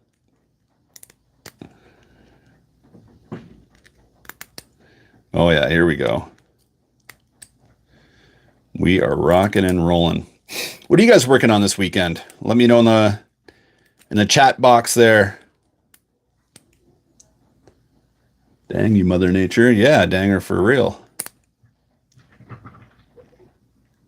Oh, did I break it? I did. Ah, you bugger. Man, these little gasket things are the devil. Working. Little girls are the devil. Is there one on that one? No. There.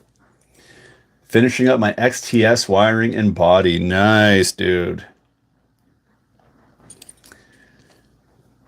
Yeah, the log beach situation is real. I don't know what I'm going to do.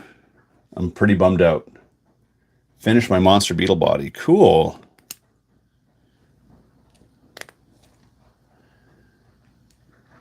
Ooh, SCX6. Very cool. Very tempted to get one of those. Dirk's got some sunshine, repairing my granite, upgrading my Red Cat Gen 9. Very, very nice. That's good. Everyone's got a good project to work on this weekend.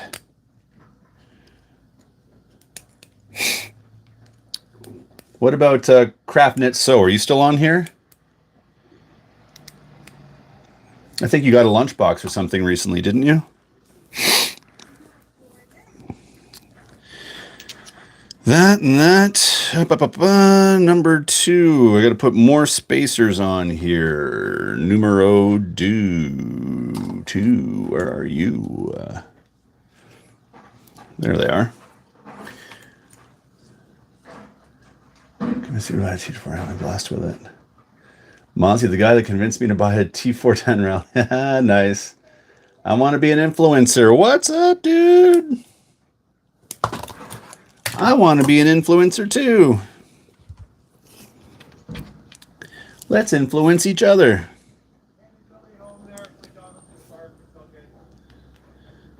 Lubing up the shaft, everybody. Getting there nice and greasy. Oh, this, then this, and then this. Just bought a madcap. What? Oh no, it's a lemon?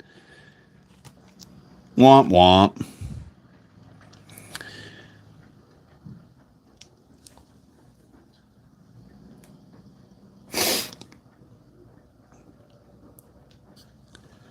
Womp womp. So Mozzie, you haven't driven your geez, why can't I say the name? Your Velarlo Rally X10 FS. Why can't I think of the name right now? I don't know. Need more coffee. F10 XS. Why can't I think of the name? Going to Germany to get some cigarettes and perhaps take the Crowley out. Ooh, 6S. I'm out later, dude. Later, Russ. Thanks for coming out, man. Have an excellent weekend, amigo.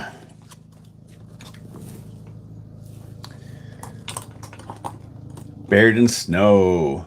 Womp womp.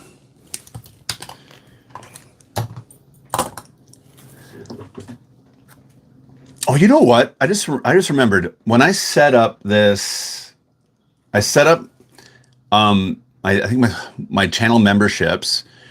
There are some keywords that I was able to set up that would like create an emoji, and I forget what they are, but I think excellent or bogus may have been one.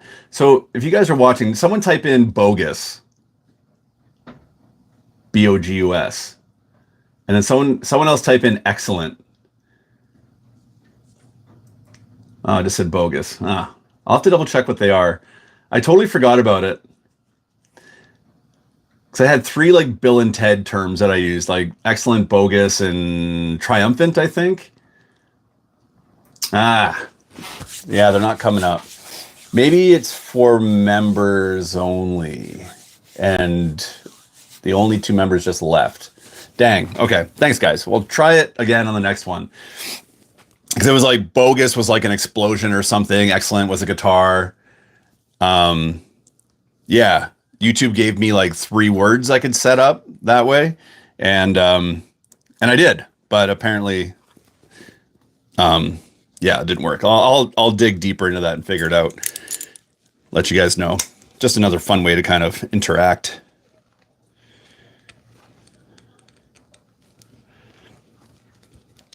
I think you can get more. Triumphant, yeah, so it didn't work.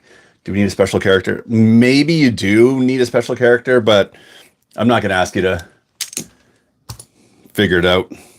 I'll figure it out and let you guys know in the next one. Rich Boys RC. Who dat? We're all poor here. We're all financially irresponsible.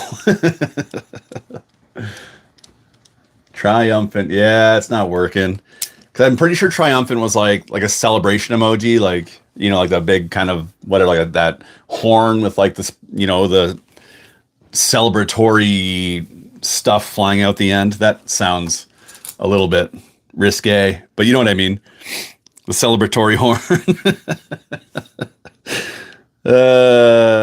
Drove too much the last few days. RJ, you'd be impressed, buddy. I drove from Edmonton home all in one shot. It was like door to door. I want to say it was like about 16 hours. Yeah, on the live chat right here. Yeah. Yeah, on the live chat, apparently, yeah, there were keywords I could set up and it would create an emoji if you typed in some of these words. So yeah, I'll have to double check, see how it works. They're like, you might have to put like, like a hashtag or something in front of it or something like that. I'm just forgetting. Yeah, but I'll figure it out and I'll bring it up on the next one. We'll do another one of these in 2 weeks.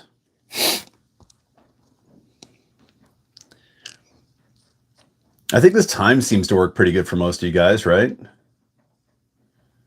Hashtag bogus. Yeah, it didn't work. RC10 four-wheel drive. That's what's up. Yeah, it is. I agree, man. I am stoked for the RC10 four-wheel drive.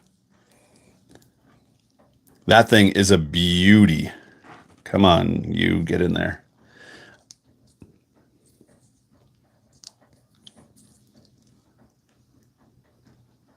I ain't got no job. 16 hours with cross countries. I did that. Like 5 countries if I did that. Yeah, Canada's humongous.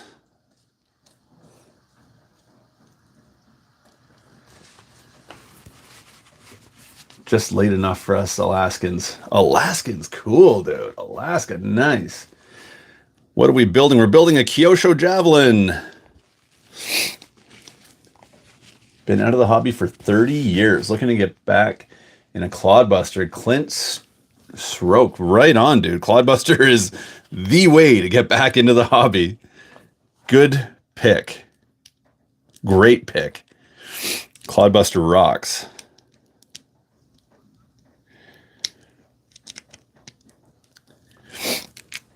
Yeah, Canada's humongous. I've got a lot of family that live in Germany and Croatia, and when I tell them about these drives, it looks like it's excellent. Did you only open to members? Oh, maybe it is only a members thing. Okay, thanks, Tony. Yeah, if you how do you get Tamiya paint? You don't. You cross the border and you smuggle it in. But the new guy on the block up here is On Point. I mentioned this stuff in my video this morning. So a lot of hobby shops are starting to carry this brand. And what I've noticed is that when Tamiya paints were initially banned in Canada, hobby shops are bringing in this product, this On Point paint product, but they were very limited with the colors. And when I was back in Edmonton this week, I went to Great Hobbies and they had like a ton of wicked colors. Like, check these out. All right, CRJ, man, thanks for stopping in, dude. Yeah, check out these colors. Check out these colors. Like, just absolutely stunning colors. So I think what's happening is that they are broadening their product line, because they're going to have a stranglehold on the Canadian market. And this is actually a Canadian company as well. So it's really funny. I read this out, the instructions on my video today. So give that a listen. You're going to get a good laugh out of it.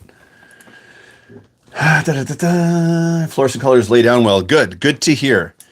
Because fluorescent colors can be funny, right? Because they tend to be very transparent, very runny. Yeah, the labels are awesome. Yeah, okay, I'm going to read you guys some of this. Okay, get ready. This is hilarious. On Point paint for polycarbonate is a premium fuel-proof paint for RC bodies. To obtain the best results, follow these simple instructions. Shake it like you shake your friend's pop can when they aren't looking. Have your can a full maple leaf away, 20 centimeters from the body while spraying. Apply, apply a thin layer of paint, unlike the amount of gravy you put on a good poutine. Keep your hands off your body and sing "O Canada" 6.5 times while the layers dry. Allow 2/4 of a lacrosse game, 30 minutes, for full curing. After use, turn the can upside down, spray for 2 seconds so the nozzle is empty. Even if you're still wearing shorts in Edmonton, check the temperature. Only spray when temps are between 15 and 30 degrees Celsius. That's 59 to 86 Fahrenheit for you in America. That's funny. That's funny. That's good old Canadian humor. I like it.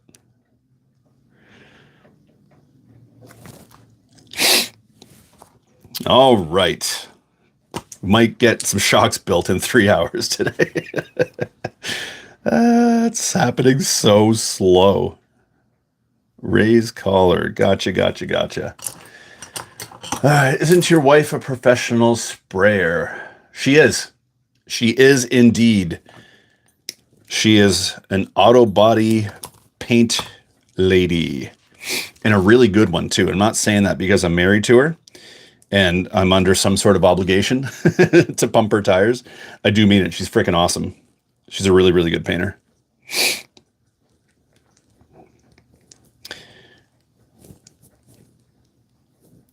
Come on, you. Is that supposed to sit on top like that? There we go. Great instruction. Let's go to paint applied. Now I can fix myself a beer. Yes, Oliver. Good man. I'll tell you, I'm going to have a beer with you guys on here one time, but it's just at 9 o'clock. It's a little early, even for me. TX2 hop-ups. Oh, yeah. Very pricey. The body she did. Yeah, honestly, guys, like the bodies that she does, you know, like they look good on camera, but like when you just see it, is like when you see it in person, my gosh, they're absolutely nuts. They're so nice.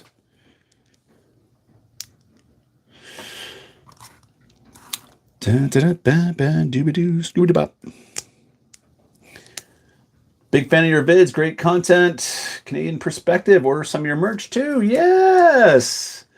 Thanks, man. Thank you so much. I really appreciate it. Rep in Mississauga. Beautiful. I grew up in Brantford, Ontario, not too far from you there. Spit my professional sprayer.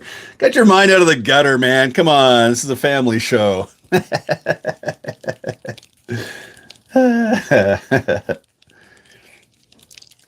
Yeah, check out the merch store. Thank you so much. If any of the other guys are looking for merch, below every one of my videos, in my About section on YouTube, there's a link to the merch store.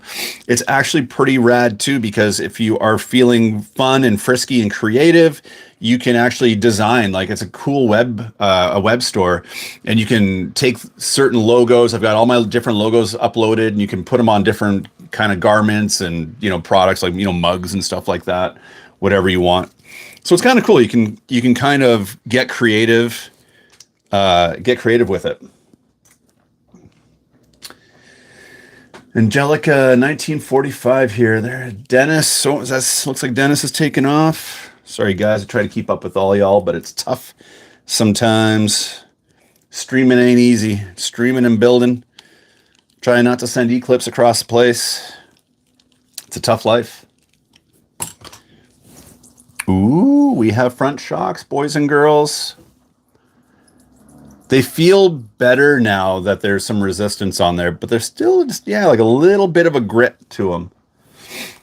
I'm in Asia. Tamiya is huge here. Right on. Whereabouts in Asia are you? That's one thing that I'm very envious of is, you watch videos from Asia and UK, and Tamiya is just so big out there. Like, the vintage cup racing, stuff like that. Like, we just don't have that here in Canada. It's kind of a bummer because, I don't know, it'd be so much fun. It just looks like fun. Taiwan. Okay, cool. Rob the dinos with them all over. Have a great weekend. See you, Dirk. Thanks for stopping in, homie. Yeah. Very cool.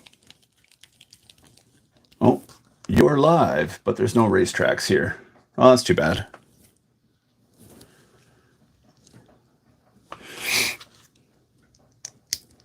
Racetracks are a tough business. I think a lot of guys struggle to make money on racetracks. Can be a tough gig. That is faux show. Well, almost got these shocks done. I don't think they're leaking, so that's good.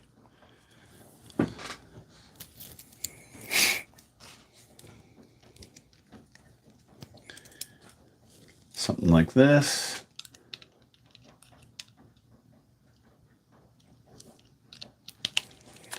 Really enjoying these live builds. Good, thanks. I'm glad you are. Appreciate the feedback. I don't know what I'm doing. I'm just kind of going with the flow. Yeah, like it just feels like a little bit gritty, this shock. It feels okay. It's smooth. It just feels like a little bit gritty. It's the best way I can describe it. Whatever. I mean, this thing was designed, what, in 87, I think, originally? Something like that. Correct me if I'm wrong. 91? Something like that. She's an oldie but a goodie. She's a beauty.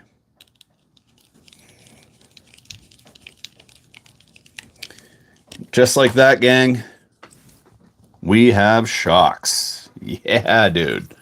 Ooh, yeah. Beautiful. Beautiful. My fingers are all oily.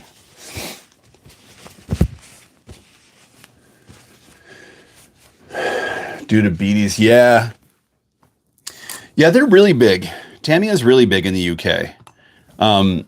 Even if you look at how many RC YouTubers there are out of the UK, for like a relatively small country, there are a lot of really good RC YouTubers in the UK.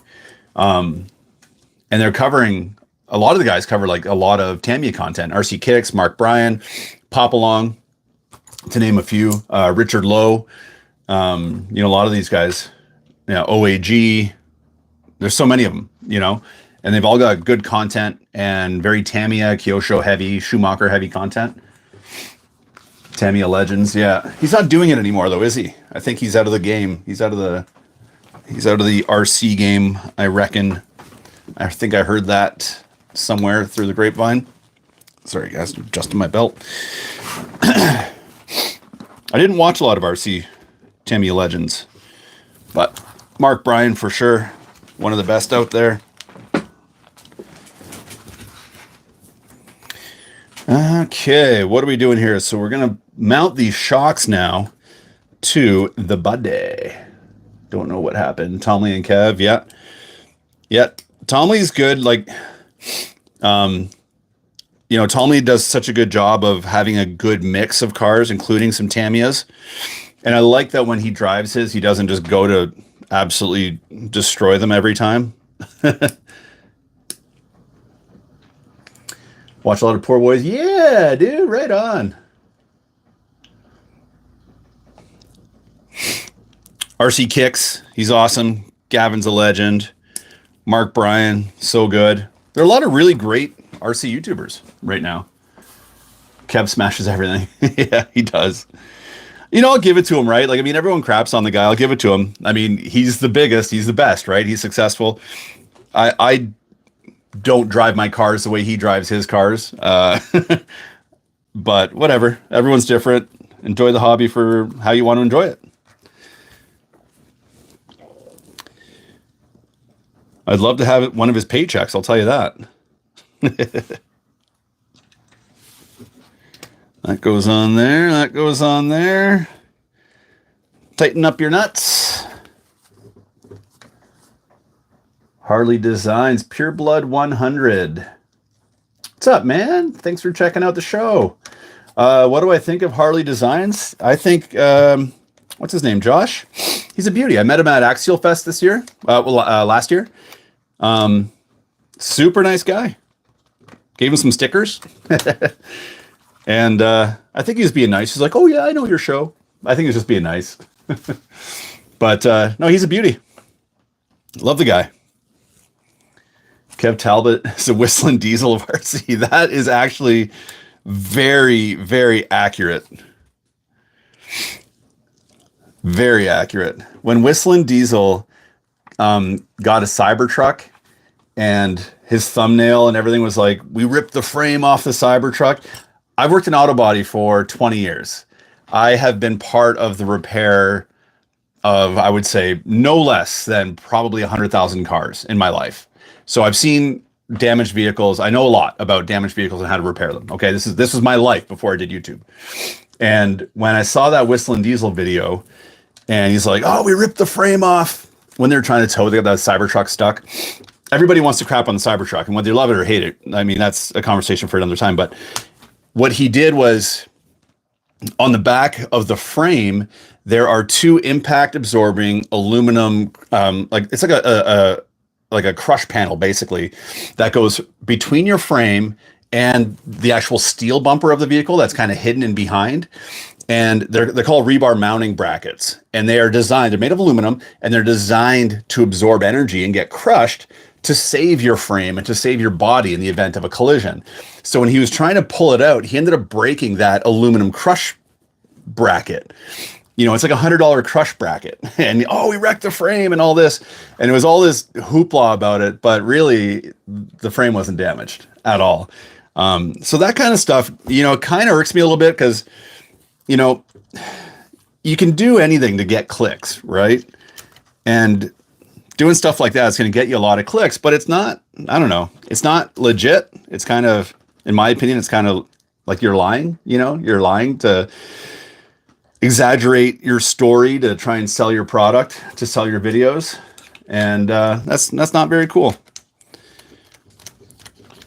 Whether you love a Cybertruck or hate it, I think it's important. It's no different than like reviewing an RC car. Like, I'm not a fan of what Traxxas does with their practices, but I bought a Minimax. I reviewed it. I gave it a positive review. I wasn't going to go crap all over it like a lot of guys did because it doesn't do 100 miles an hour out of the box. It's not designed to do that. For what it was designed to do, it was great. I really, really liked it. So I think it's important to be authentic and to report true findings, not, clickbait kind of findings, if that makes sense. Pure Blood scrubbed your channel for a year now. I was building a car months ago. I was going through my divorce. Watching you guys, Tammy gets mine out hell. That's awesome, man. I'm glad it helped. As somebody who went through a divorce many years ago, 10 years ago or more now, it sucks. It's tough. And I'll tell you, this stuff it's good for you. I call it Tamiya therapy quite often. And it's true. You can just come up in your little hobby space. You got some drinks, you're doing your thing, and listen to some tunes, build some kits, whatever, modify some stuff, work on some projects. It really is very good for you.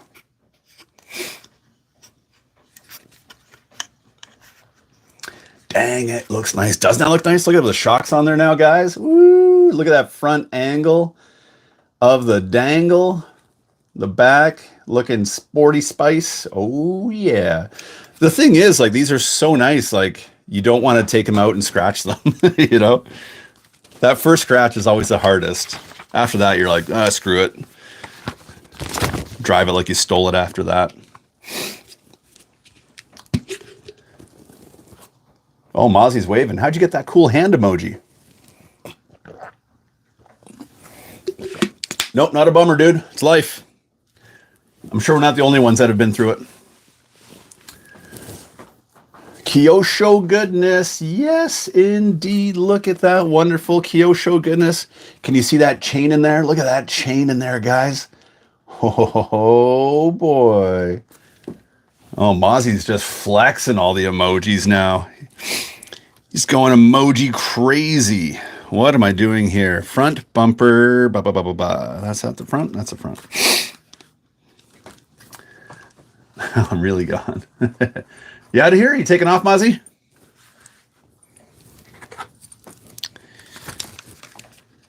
Where does this go? Peace out. All right, later, dude. Have a good weekend, man. What are your thoughts on the big wig Riri? I have one. Interest your opinions, blah, blah, blah. See you, Mozzie. Have a good one, man. Go be a dad. And congrats on 1,000. Woo! Yeah, dude. Thoughts on the bigwig? I love it. Like, I love it. I think it looks awesome. So a few fun facts about the bigwig. When it was originally released, it was called the Big Pig. They, obviously made fun of the name because it was so big and heavy. And it was designed to run on a 7-cell nickel metal hydride, 8.4 volt. And the idea was that they came with a peppy motor. I think it came with a Technogold originally, and designed specifically to hold a larger battery pack to compensate for the added weight. So the way it drives, like I said it earlier in this stream, where I like cars that have some weight to them because it makes the suspension really work. I just like the way they feel, not for racing, but just for kind of just enjoying driving around on the beach and stuff. I like the way a heavy car feels, and the Bigwig has a lot of weight. So it jumps nice. It handles nice. It looks super rad. Comes with a GT tune motor. So it's which is a 25 turn, which has a good little pep to it. I love it. I think it's an awesome buggy. Awesome buggy. Corey Howe, good morning, man. Thanks for checking out the show. Come on over, check it out. Yeah, Bigwig for the win. Huge fan. Huge fan. The GI classified edition.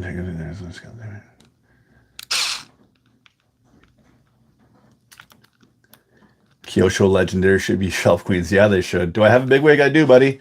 Right there. There it is, right there.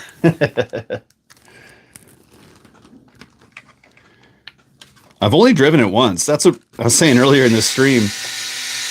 That's one of the bummers about being a YouTuber, is that you're constantly making new videos with new cars, and I don't get to drive some of my cars as often as I'd like to. First world problem for sure, but I think it gives me 2 different bumper options. Oh, I see. What do you guys think? I got 2 bumper options. There's this one that I just started installing, which is just this kind of small, kind of sleek, more subtle front bumper. And then we've got the giant ice scraper, Kyosho. I guess that would really help protect it more. Just doesn't look quite as cool. I like the look of this kind of subtle one, but the big one would definitely give you more protection. Small one. Yeah, I'm thinking small one too. A little bit cleaner looking. Keep it subtle, I say. I agree, guys. I would tend to agree. Sorry if this screwdriver's too loud. Only 4 screws. Bing pot. Front bumper. Oh my gosh, this thing is so beautiful. Shocks feel really nice too on here. Oh yeah. Next step, electronics. What about it? ESC, what is that? ESC receiver. Align receiver mounting position to rear section as per diagram. Got to install a servo. What a beauty. It is a beauty. I need to get some electronics. What am I going to run in this thing? Should I go brushed or brushless? I think I'll stick with brushed.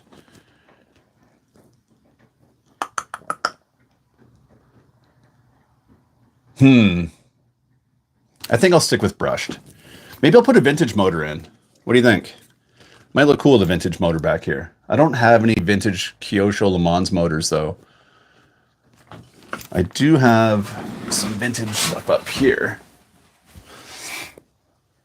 Outlaw, what's up there? Speedball, Reedy Ultra. No, I should put the Reedy in an associated. What to do, guys? I do have a couple Kyosho brushless motors right here. These motors they're not cheap. Yeah, like I've got both of these. These are both brand new in box. The gold one here this is a 13.5. And this one is a 15.5 for 4-wheel drive, it says. Maybe we'll go with one of these. What do you think, guys? Should I go with... I probably should, right? A brushless Le Mans. Well, yeah, that's what we got. That's what these are right here, baby. Got 2 of them. I think we're going to go brushless. Do I have a brushless ESC? Oh, we do. I might have one over here too. Well, I'll start with the motor.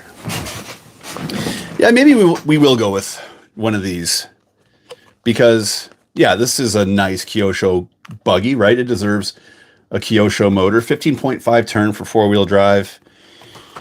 And this one, I can't read Japanese.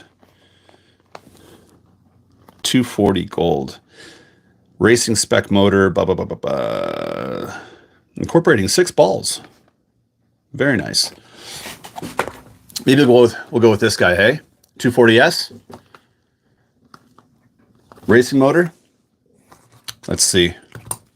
Let's get this bad boy opened up.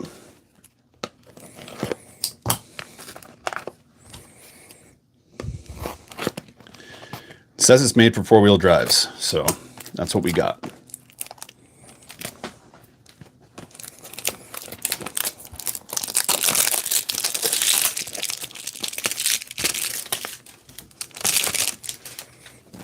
Oh, these are so sexy. These motors, guys, they're not cheap, but boy, do they look good. Let's crack this guy open. No, this one did not come with a motor, my friend. No motor, no electronics, no nothing. Oh my Lanta, look how sexy that is. Yeah, that red back there, boys, that is gonna look smarter than heck. Oh my gosh. Yeah, that's what we're doing. Even comes with some little mounting screws. What else we got in here? Some weird little tube. What else? Silica gel, do not eat. Yeah, wow, look at that motor, guys. Gosh, that is sexy. Woo! Whoops, careful. Before beginning assembly, please, let's see, some kind of fancy instructions. Same one I'm saving for something. Yeah. Well, this is a perfect choice. I'm actually quite happy that I went with this. Being that it came in that silver packaging, I thought the motor was going to be silver, but now that I see that it's got the red anodizing on it, gosh, like that just, oh, it looks so beautiful. Just belongs back there. So Le Mans 240 is a sensor type brushless motor. Connect ESC with a motor by provided sensor cable. Blah, blah, blah, blah, blah.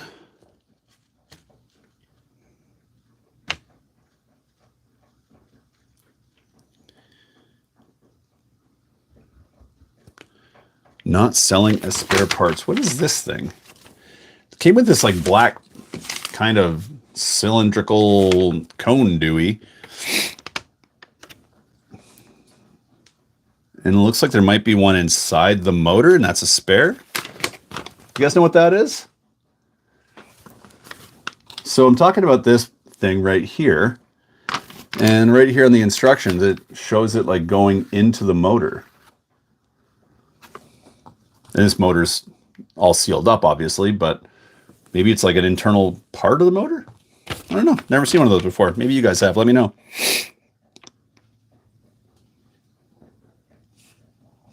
Cool. Wow. That's exciting. It's dead sexy. And I need ESC. Okay, so how does this all fit. This goes like this. ESC gets taped underneath. And a receiver goes up top. I might have to switch those up depending how it's going to fit. And then our steering servo. I might jump right to the steering servo.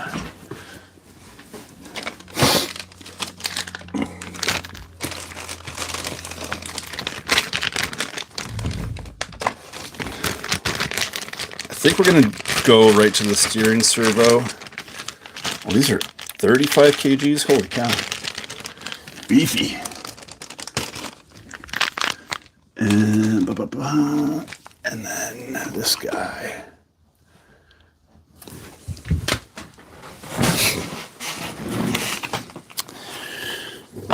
Hobbywing Quick Run 10 BL 120. Is that overkill for this, or should I get the BL 60?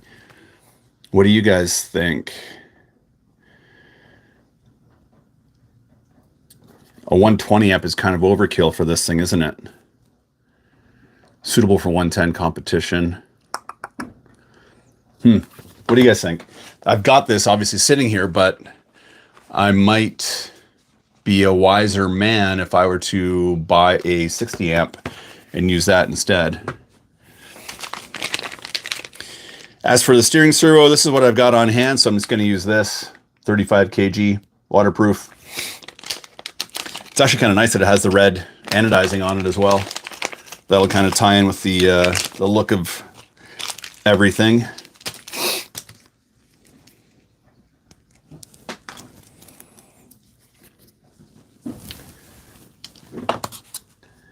Yeah, no such thing as overkill. Yeah, Dune Master with an Absima thrust. Nice, dude. That sounds like fun. Let's get this steering servo centered up. Where's my little steering servo doodad? Setter upper. How does this guy work? Out. In. Okay. Plus goes over here. Flybinder. Bogus. What's up, Flybinder?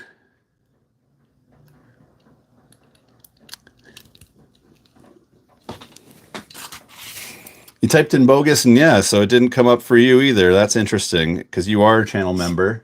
Excellent. Yeah. Interesting.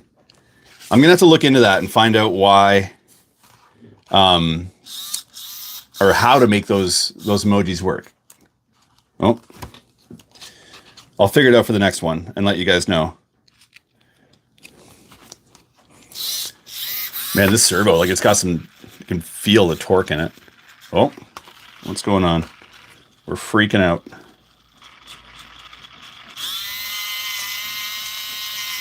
Whoa, what is happening? This thing's possessed.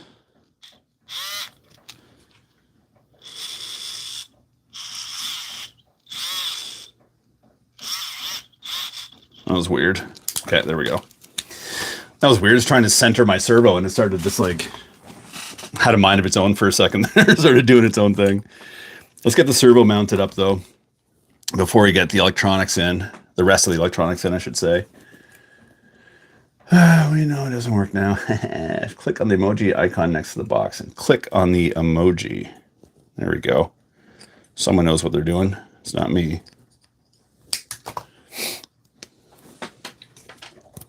One nice thing about these Kyosho parts, a lot of them feel like they almost have like that, like an FRP, kind of like a glass component to them, but they're rigid, but they come off the parts tree really nice and quite smooth. You don't need to, use a pair of cutters.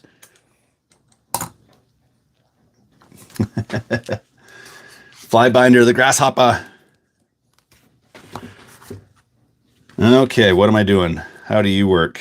You go like that. And I need a couple spacers. Where are you, spacers? Probably over here. Probably not.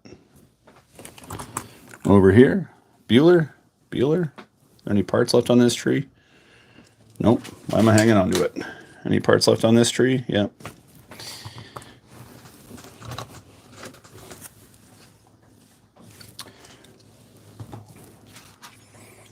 Make sure steering is neutral. Yes, indeed. You go like that.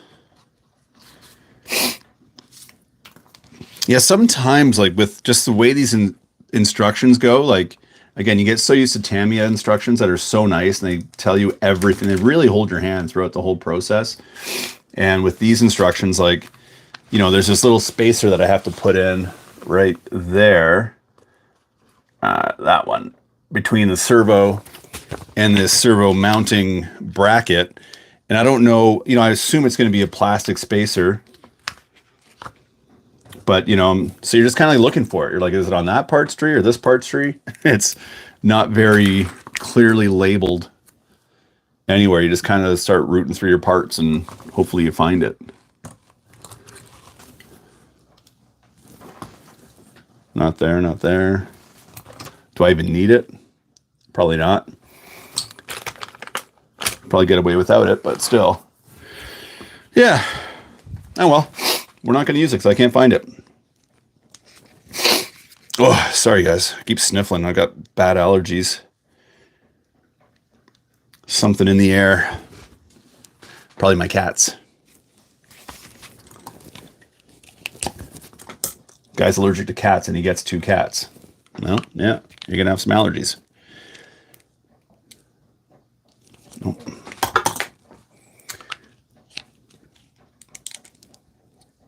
Gonna have some allergies. There we go. Actually, I'll put that on this guy. Work even better.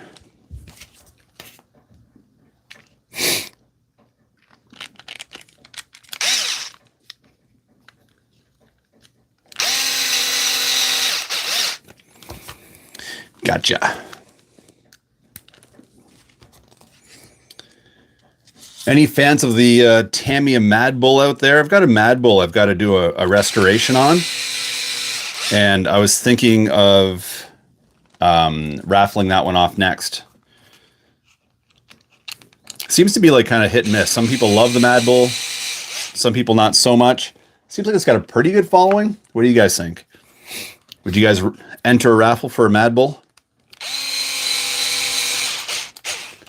Give her a little restoration job on the channel. Get her looking nice.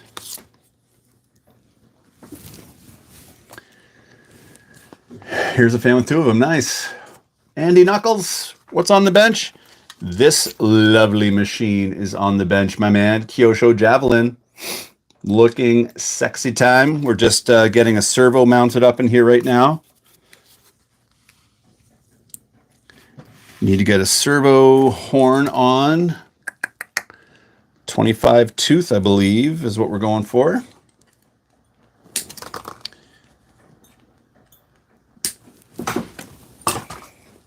Little 25 toothage. Bam, just like that.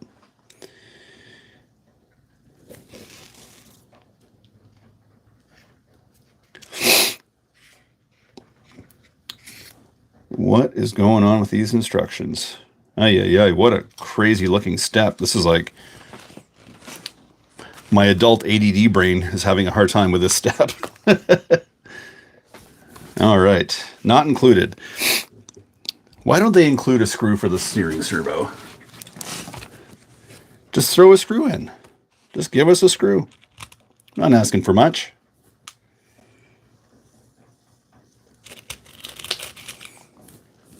There we go. That'll do it. A little bit of Loctite so we don't lose this gal.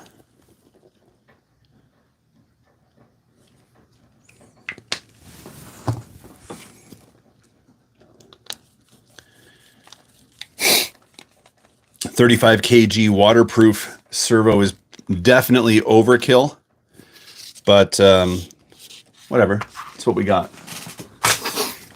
Remember when like a 4 kg servo was like the standard? Now like 20s and 25s and 15s, and they're just all over the place now. It's crazy. What else am I doing? I got to build a little steering mechanism. Little arm here.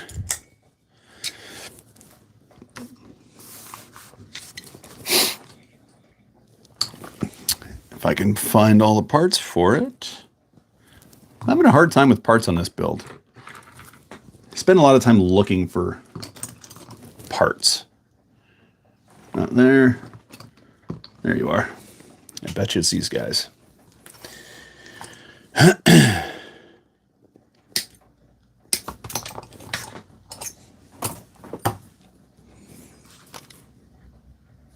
Is it you? Yeah, it's you. Gotta be.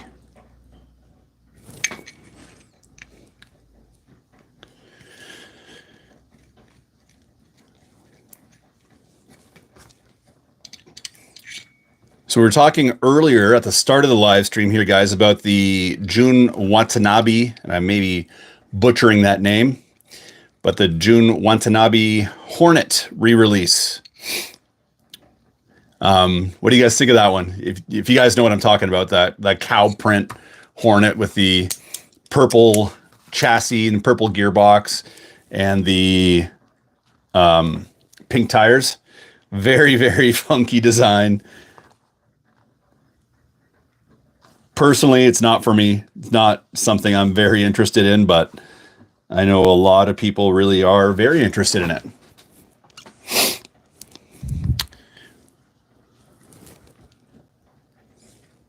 What do you guys think? Let me know.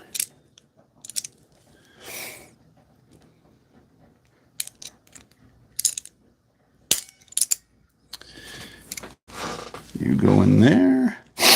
Oh, my nose.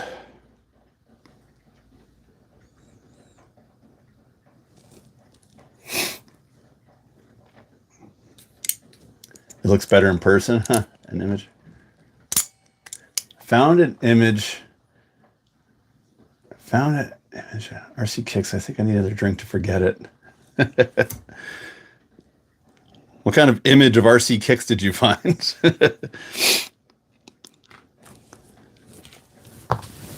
One on the way because a bit more unique than a regular Hornet. Yeah.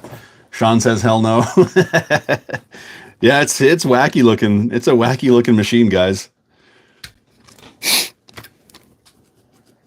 All right, where in the heck?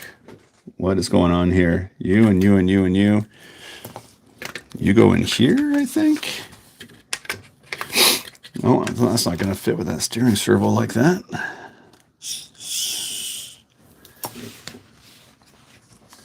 Heading out to blaze some trails. All right, brother. Thanks for stopping in. Appreciate you. Have a good one with the 6. Something, a unicorn barf? Is that what I just saw? Well, that's going to go like that. Right. Bam, bam. Yeah, yeah, yeah, yeah. Wait, before I do that. No, that's good. That's good. Wow, wacky. Okay. Let's see if I can manage this. Unicorn barfed on a Hornet. That is hilarious. Yeah, it is wacky, guys.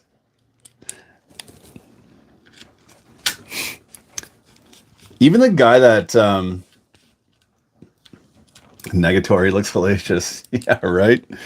The guy that designed it, Jun Watanabe, like in all the ad campaigns and stuff, he's got like that big, like it looks like a pill bottle, like a pink pill bottle on his head. Maybe it's supposed to be a paint bottle.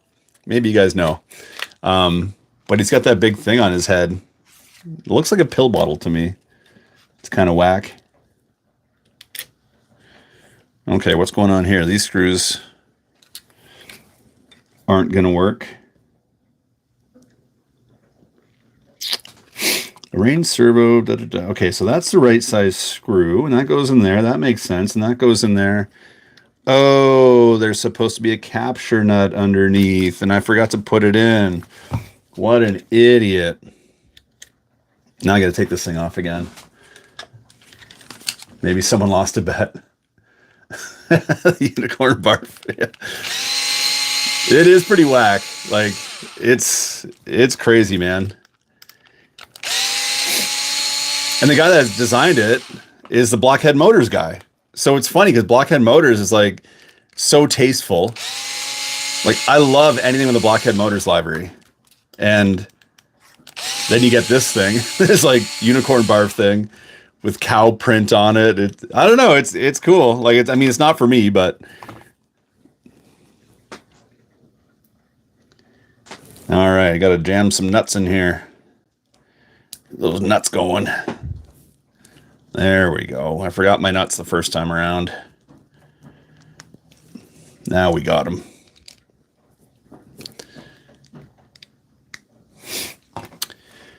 It's a rainy day here in Victoria today, guys, so I don't think I'm going to get out and get any RCing done today, unfortunately.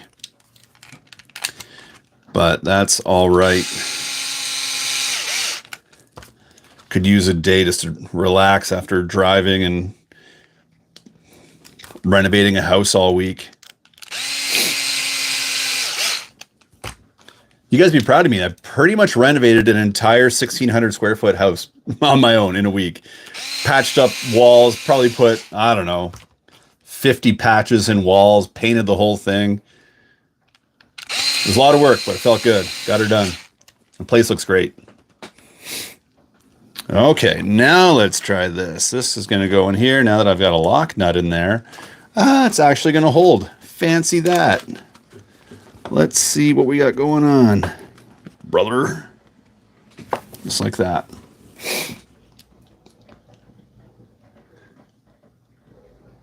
Victoria rinse regular scheduled weather after a nice break. Yeah.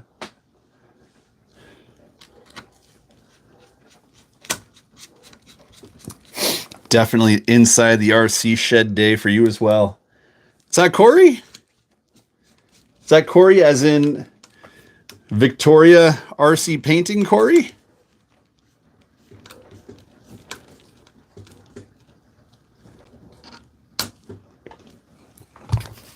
There we go. All right. Our servo is mounted. Oh. Someone fired up a quad out there. And now we need to... Wow, this is... We got some tight quarters here we're working with, but we're going to make it happen. Captain. All right, this guy, little servo horn attachment rod. One and the same. All right. Welcome aboard, Corey. James, what's going on? We were just talking about the June Watanabe. This is now the third time it's come up. We started talking about it. We were just chatting about it again. What a wild looking machine it is. The term unicorn barf was thrown around to explain the unique look of that machine.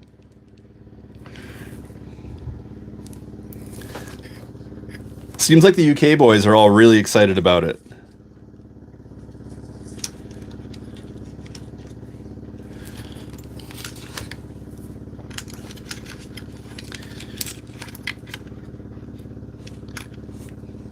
And any of you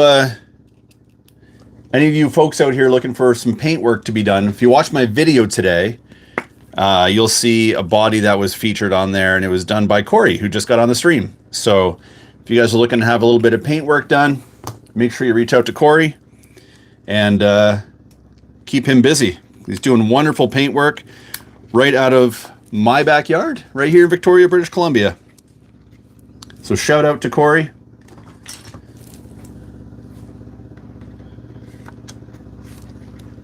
Does some wonderful work. Good dude, too.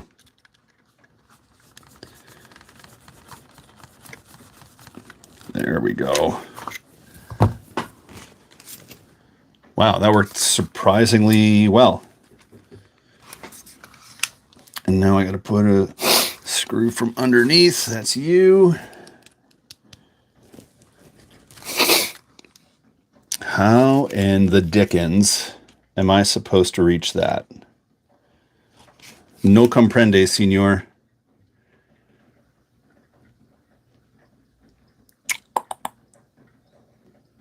There's no room. How the heck do you put a screw in there? Oh, I think I know. This is like the trickiest servo install in the history of RC car builds. Like the ugly girl with stunning personality. Yeah, I appreciate you, Corey. Yeah, in case you guys missed it, earlier we did it. We talked about this on last week's, or the last live stream, but this is a body that Corey did for me. Love it. Awesome work. You know, it's got some cool, we wanted to go, you know, very vintage, but, you know, throw some custom kind of feel to it and little splashes here and there. Looks great. Looks awesome. Really, really happy with it. Even got a cool hand-painted Poor Boys RC up on the hood scoop there. So it came out looking awesome. Super stoked. Love it. So that's Victoria. Victoria RC painting. I keep screwing up the name. Type it in there for us, Corey, so we all know. And in the video today, if you guys are curious, in my video, I've got a link to his Facebook page where you guys can reach out to him and find him if you want to get him to do some paint work for you.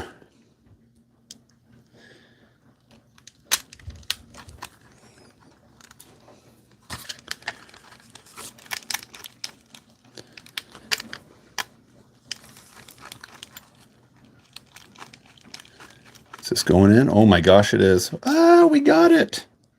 Yeah, dude, we got it. I saw a post. I saw something come up there with my name, but I missed it. I was too busy trying to... What you building, Phil? You're welcome, Corey. Appreciate you, man. There you go. Got a Fleetwood body. Need some paint. There we go. RC Paint Victoria. There you go. You guys PM each other. Figure it out. Make it happen. Get some nice paint work done. I am building a Kyosho Javelin. Is what we got on the bench here. What have I got going on there? That's not cool. I screwed something up.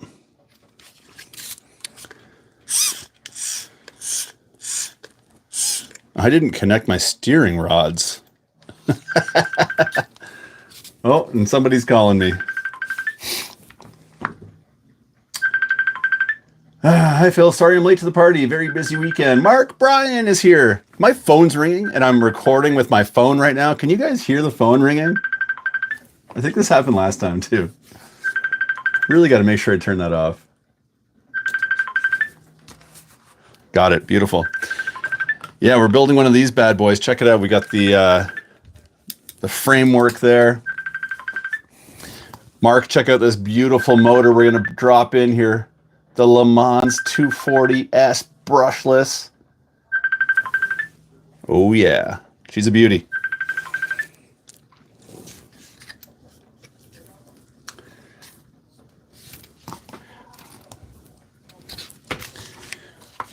You know what's funny, though, guys? Like, in building this, there should obviously be some sort of a connecting arm that attaches the two bell cranks.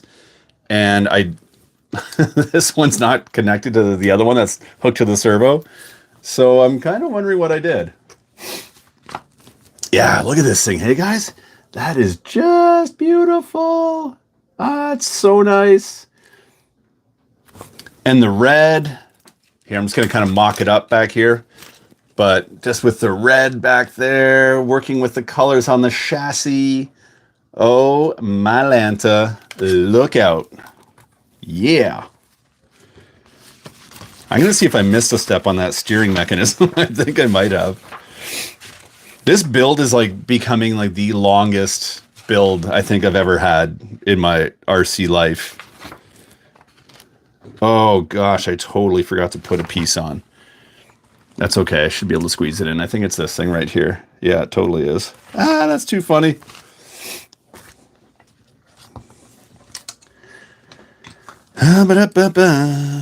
Mark Bryan, I heard a rumor about you. Maybe it's public knowledge, maybe not. Get yourself a beer. I should actually, 'cause it's almost noon now. So I don't feel like as much of a terrible person if I have a beer at like 11:30. it's like the 9 o'clock start for me, 9 a.m. to be cracking a beer is like, I don't know, Phil. It's a pretty slippery slope. But no, yeah, Mark, I heard a rumor from a certain OAG. Maybe I won't say it. I'm not going to say it in case it's not out yet. I'm not going to. Yeah, I don't want to spoil anything. I'll message you after this. We'll talk after this if you're up for it. Or you probably know what I'm saying. So if it is, you probably know what I'm alluding to. So if it is to be known, then feel free to let people know. I have a nice G&T on the go, my man. Come on, you. This would have been way easier to do on the step where I was supposed to have done it. There we go. I think it's top secret. Mark will have to let us know on his own time. But it's exciting. Exciting news at the Mark Bryan camp right now. You mean a certain RC coming to the channel? Yeah, I might mean that. I might mean that.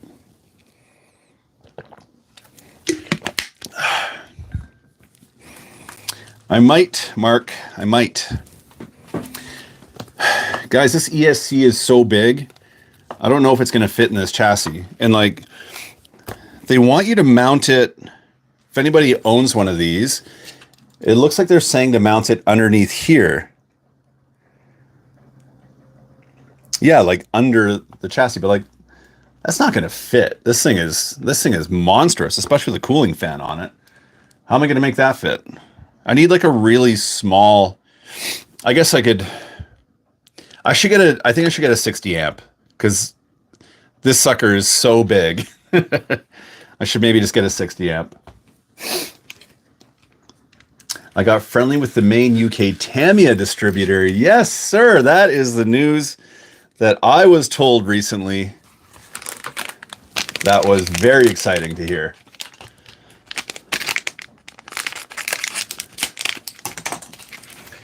If you're wondering which which receiver we're going to go with, guys, I am like fully sold on Radiolink right now. My RC8X is absolutely gorgeous. You need the Le Mans ESC. That's a good idea. Those ESCs are gorgeous. I don't know where to get them, and I bet you they're very expensive. Got friendly with the main UK distributor. Mark, that is so awesome, buddy. Congratulations. I am so happy for you to have that relationship. That is awesome. They are pricey. Yeah. Anyone have any idea what a Le Mans ESC costs? In Canadian dollars, preferably. ECRC is here. What's up, brother? Yeah, you're right. I probably could get away without the fan. I highly doubt I would need it. I'm kind of tempted, though. If any of you guys know, let me know. I wonder if I could put the ESC up top and then put the receiver down below. I just don't know if that's going to work because you've got the driver figure thing that's going to have to go up here as well. And I bet you he's going to sit something like that, in which case there's not enough room for the ESC, but there would be enough for a receiver. 109 USD, that's not too bad. It's not too bad. Maybe I'll have to see about getting one. 80 bucks US on Amazon. Oh, even better. That's doable. That's a doable price point. It would be nice to have that ESC in here, wouldn't it? To like really give it that Kyosho look and feel. I think that's what I might do, guys. That's going to be the way. This is the way. What am I doing? What's going on here? Some two-sided tape. Yeah, congrats, Mark. That is some seriously fantastic news. This means that we are going to get Even more Mark Bryan RC content. Tamiya RC content, which is freaking awesome. I am excited. And just a heads up, guys, I'm doing a long-term review right now on my Radio Link RC8X radio, because we when I did my review for it, it was a sponsored video. They sent it to me. I loved it. And I had a bunch of guys that aren't kind of normal viewers that lit me up in the comments pretty bad, saying, how can you promote this thing? It sucks. It's got signal drop issues, all this kind of stuff. So I've been using it in everything that I build now, and I haven't had any signal drop issues yet. In fact, they did there was a software update that we had to do that would give you up to 600 meters of range. So I've already tried filming that once. Turns out 600 meters is really far and I can't see the car. So I need help doing it. And I tried doing it with a friend, and anyway, it's kind of a clunky way to try and make a video. But anyway, I've had good luck with these so far. And I just want to let you guys know that I am putting these receivers in all my new builds, because that radio's got 200 model memory. So it'd be really nice to have everything on one radio. And then obviously, testing it constantly to see if it has any signal drop issues, etc. Which so far, by the way, I have not experienced. Where do they want me to put this thing? Right kind of dead center? Is that what they're saying? I think this body's going to go right over top of it. So I think it does have to go kind of right dead center. I think that's where it's going. That is where it's going for now anyway. And then antenna up through here. Antennae.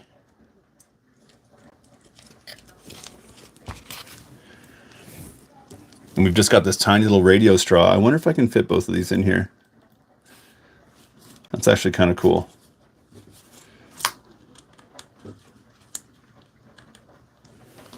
Is that where that's supposed to go? Yeah, it says it is. A little bit loosey-goosey in there, but we'll figure that out later. That'll be a final touch kind of a thing. Okay, I think I'm going to get that Le Mans ESC, you guys. I really do. I think it'll look way better. I think this is the way. So I'm not going to install that ESC.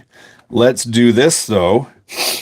We need to put a little bit of gearing back together on this bad boy.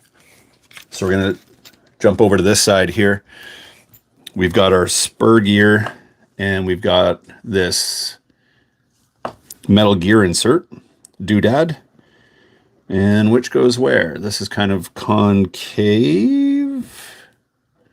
Yeah, it's not perfectly symmetrical, so the concave side, it looks like that's concave. And that goes through like that. Maybe I'm supposed to put this clip on first.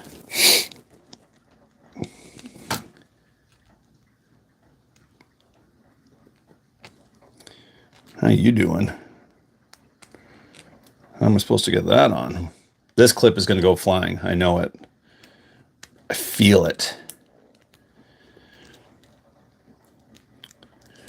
And one thing I wanted to mention to you guys today is that our good friend Craig, the OAGRC, he's got a neat podcast he's been working on. You can find it on Spotify, probably other places too. I listen to it on Spotify. But check it out. It's called Talks Tamiya. And Craig is a very knowledgeable guy. And it's a fun podcast. And yours truly will be on the next one. So we're going to record it this week. So if you guys want to check that out, it would be cool if you did. And I put that on too early. Oh, yeah. Come on. You guys all know who Craig is. I have to make sure I say it correctly, because in the UK, you say Craig. And out here, we say Craig. Story time with Craig. I love story time with Craig. I like his episodes where he goes through the old Tamiya catalogs. He's got such a great voice. So it's kind of like, it's like you're there hanging out with him. It's pretty neat. Ow. It's like Mark Bryan's David Attenborough episodes. And we mean that in the most endearing way possible. Because it's actually pretty cool to be able to tell him, my gosh, this is... breathe. Breathe. This build is not my friend. Can I not just put this on afterwards?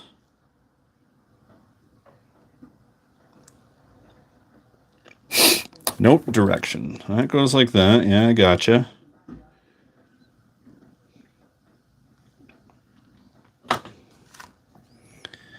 Oh, so this is supposed to go through? Oh, that's why. I've got to stop making my life so much harder. There we go.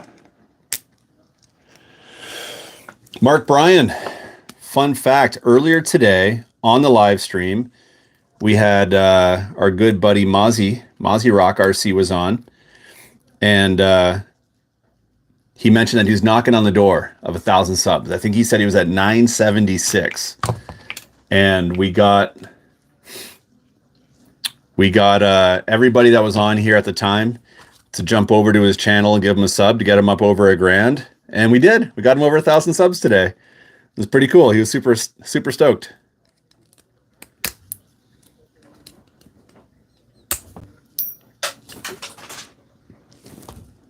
Did you guys hear that? That clip just went flying way over there somewhere.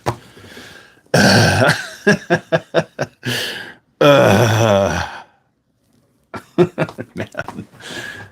Oh boy, where did it go? It's like it's lost in the abyss.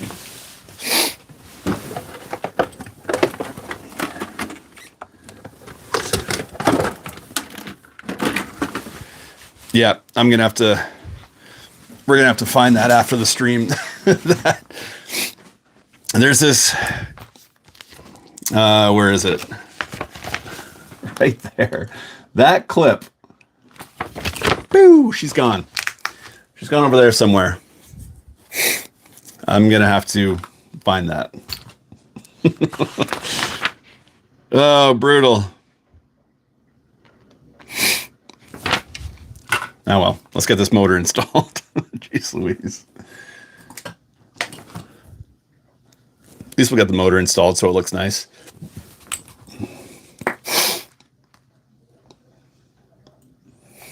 Yeah, Mossie's got a great channel. I like it a lot. Where'd my pinion gear go? I am losing everything right. Oh, here it is. Jeez Louise. Losing my marbles.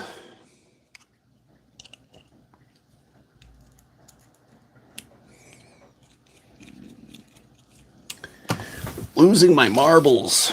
You go in there.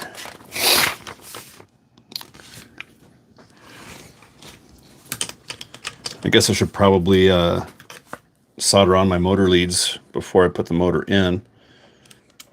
I'll put it in so it's in there. That sounded very Austin Powers. Yeah, baby. Do I make you horny?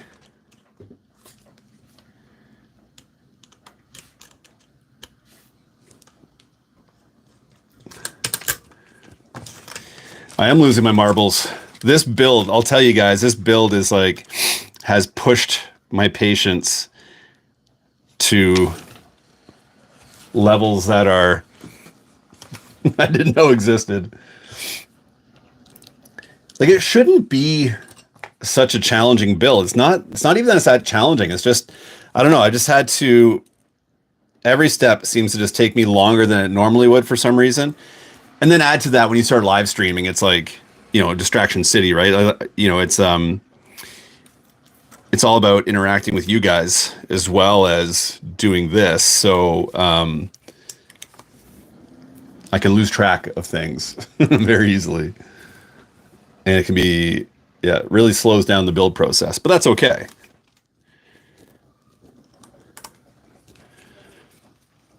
I just want to see what this motor looks like in here before.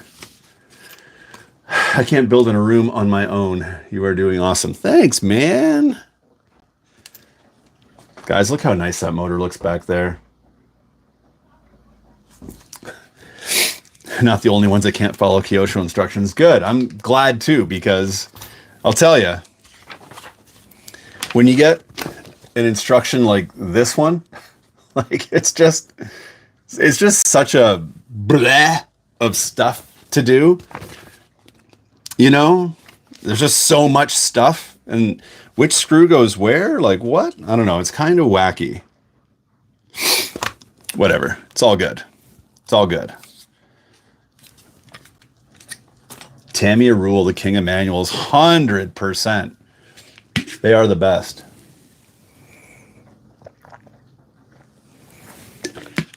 And somehow 3 hours has gone by. We're in the last 9 minutes. In 3 hours, I built 4 shocks, mounted a servo, mounted a motor, and lost a clip. The Orlando Camper? I don't know what that is. Did I see that right? The Orlando Camper. I wonder if I've got all my tire foams. Oh, there they are. Maybe we'll get some tires mounted. I want you to try the Orlando Camper LOL 0.8 Eclipse. I don't know if I'm just going to find many small RC parts when the room is cleared. Yeah, 100% you will. It's like every time I vacuum in here, all I hear is like E-clips and screws. Ching, ching, ching, ching. Look at this. It's so funny. Look how the wheels have this little, see a little R on that wheel? Orlando L. That's so funny. I love that they're labeled like that. That is so cool. Oh, because I guess there's like a directional kind of a thing. So on the left side would be the driver's side. So they're kind of sloped backwards. Very, very neat. I don't think the tires are directional.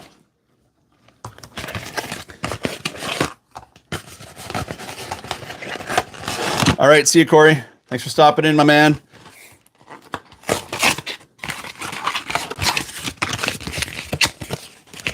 Shannon, what's going on, dude? We're just trying to finish a Kyosho Javelin. It's moving very slow. I'm at a point where I just want to maybe mount some tires in the last few minutes here of this build. Get a little wind under my belt. It feels like it's been a very long, drawn-out build that just doesn't want to finish itself, you know? You ever get one of those? It's like no matter what you do, it's just slow. It's just slow build. Are these tires all the same? I think so. Sand super. What am I doing? I am surprised by the compound, the rubber compound of these tires, though, guys. Like, they are like ridiculously soft. It almost feels like a crawler tire, like a high-end crawler compound. Definitely have to run foams in these. You couldn't not run a foam.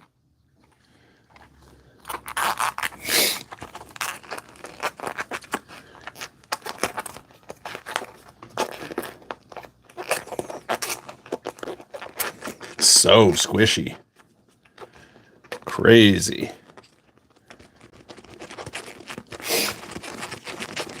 Four-wheel drive Optimas are a lot of work. Yeah, they definitely are. They're a lot of work. Yeah, 100%. I'm actually quite surprised at how much work it is to get the sucker together. That's left side. You are left side.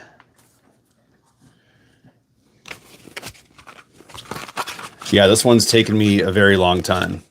And just before you got on, I flung a clip way over there somewhere in the back 40. I got to find it. It's like the only one of the clip that you have in the kit.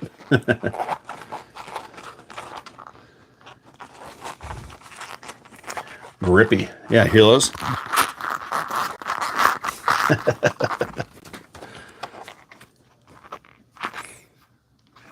I'll tell you though, the Sand Super writing on those tires, that's so cool. I think I might have to paint them up. Joe, you're out of here. Later, my man. Ooh, yeah. Have to glue them too. Yeah, that makes sense. I'll definitely glue them. I'm going to glue them off camera though, because I'm sloppy on camera. I'm sloppy off camera. I'm even sloppier on camera. Don't ever run those on the asphalt. Yeah. Yeah, I can see these lasting 5 minutes. Like they're so soft. I love the look of them though. Man, that's a cool looking tire. 1, 2. Those are left side. Put you over there. Right side. So we're going to wrap it up in about 3.5 minutes there, guys, which will be noon my time. I skipped breakfast today. I'm starving. So, and my wife started making some bacon at the start of the stream. So I'm up here working on this thing, pretty hungry, and all I can smell is bacon. God bless her. Oh, what the heck did I do? One of these says R. I'll put one of these on backwards. Run an old 540 over the carpet. It'll pick up the clip. Hey, that's a good idea. I like the mic. I'm just waiting for Scott to beam you up. Street superstar. Yeah, these nubs would not last. Like, look how soft that is. They just move so easily. Super, super squishy. I think I put one of my tires on wrong. Chocolate covered bacon. What? Hey, Will's here. Hangry plus long build equals game over. What's up, buddy? You just missed RJ. RJ was on not too long ago. Will. All right, left side. What the heck did I do? How do I have a left and a right? Did I have 3 lefts? I don't know. I don't know what I'm doing anymore.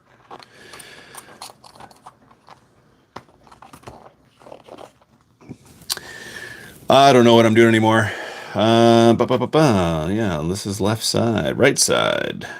That's this side.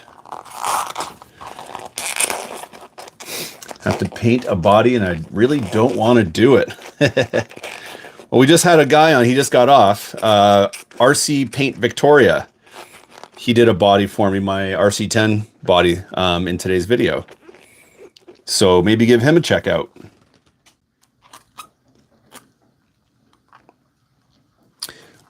Right, right, left, left.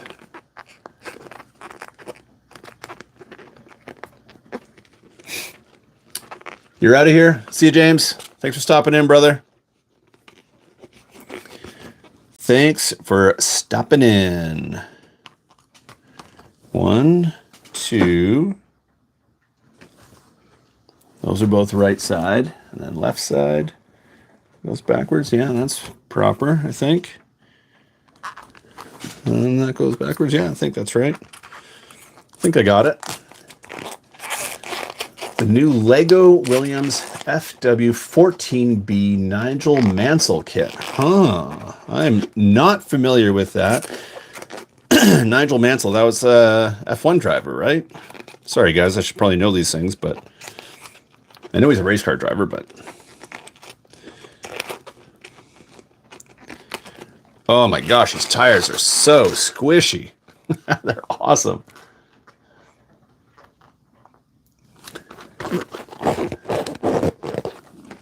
Just enough dirty talk. Oh yeah, time's up. Look at that, guys.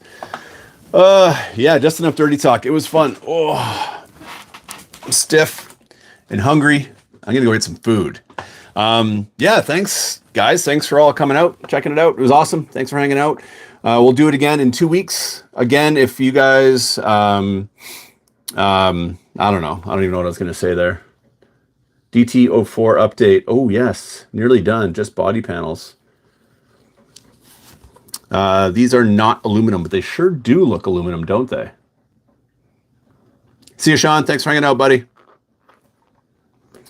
Yeah, these sure do look like a nice aluminum wheel, but these are definitely plastic. See you in a fortnight and on Facebook. Indeed. Everybody, yeah, that's it for me, guys. I'm going to sign off as well. Thank you all so much for watching, guys. I do appreciate it. If you haven't already, hit that like button on the way out. If you don't mind, that would be amazing. What else can I tell you? I don't know. Be excellent to each other. Right? See you guys. I'm outie. Have an excellent weekend. Catch you in a fortnight.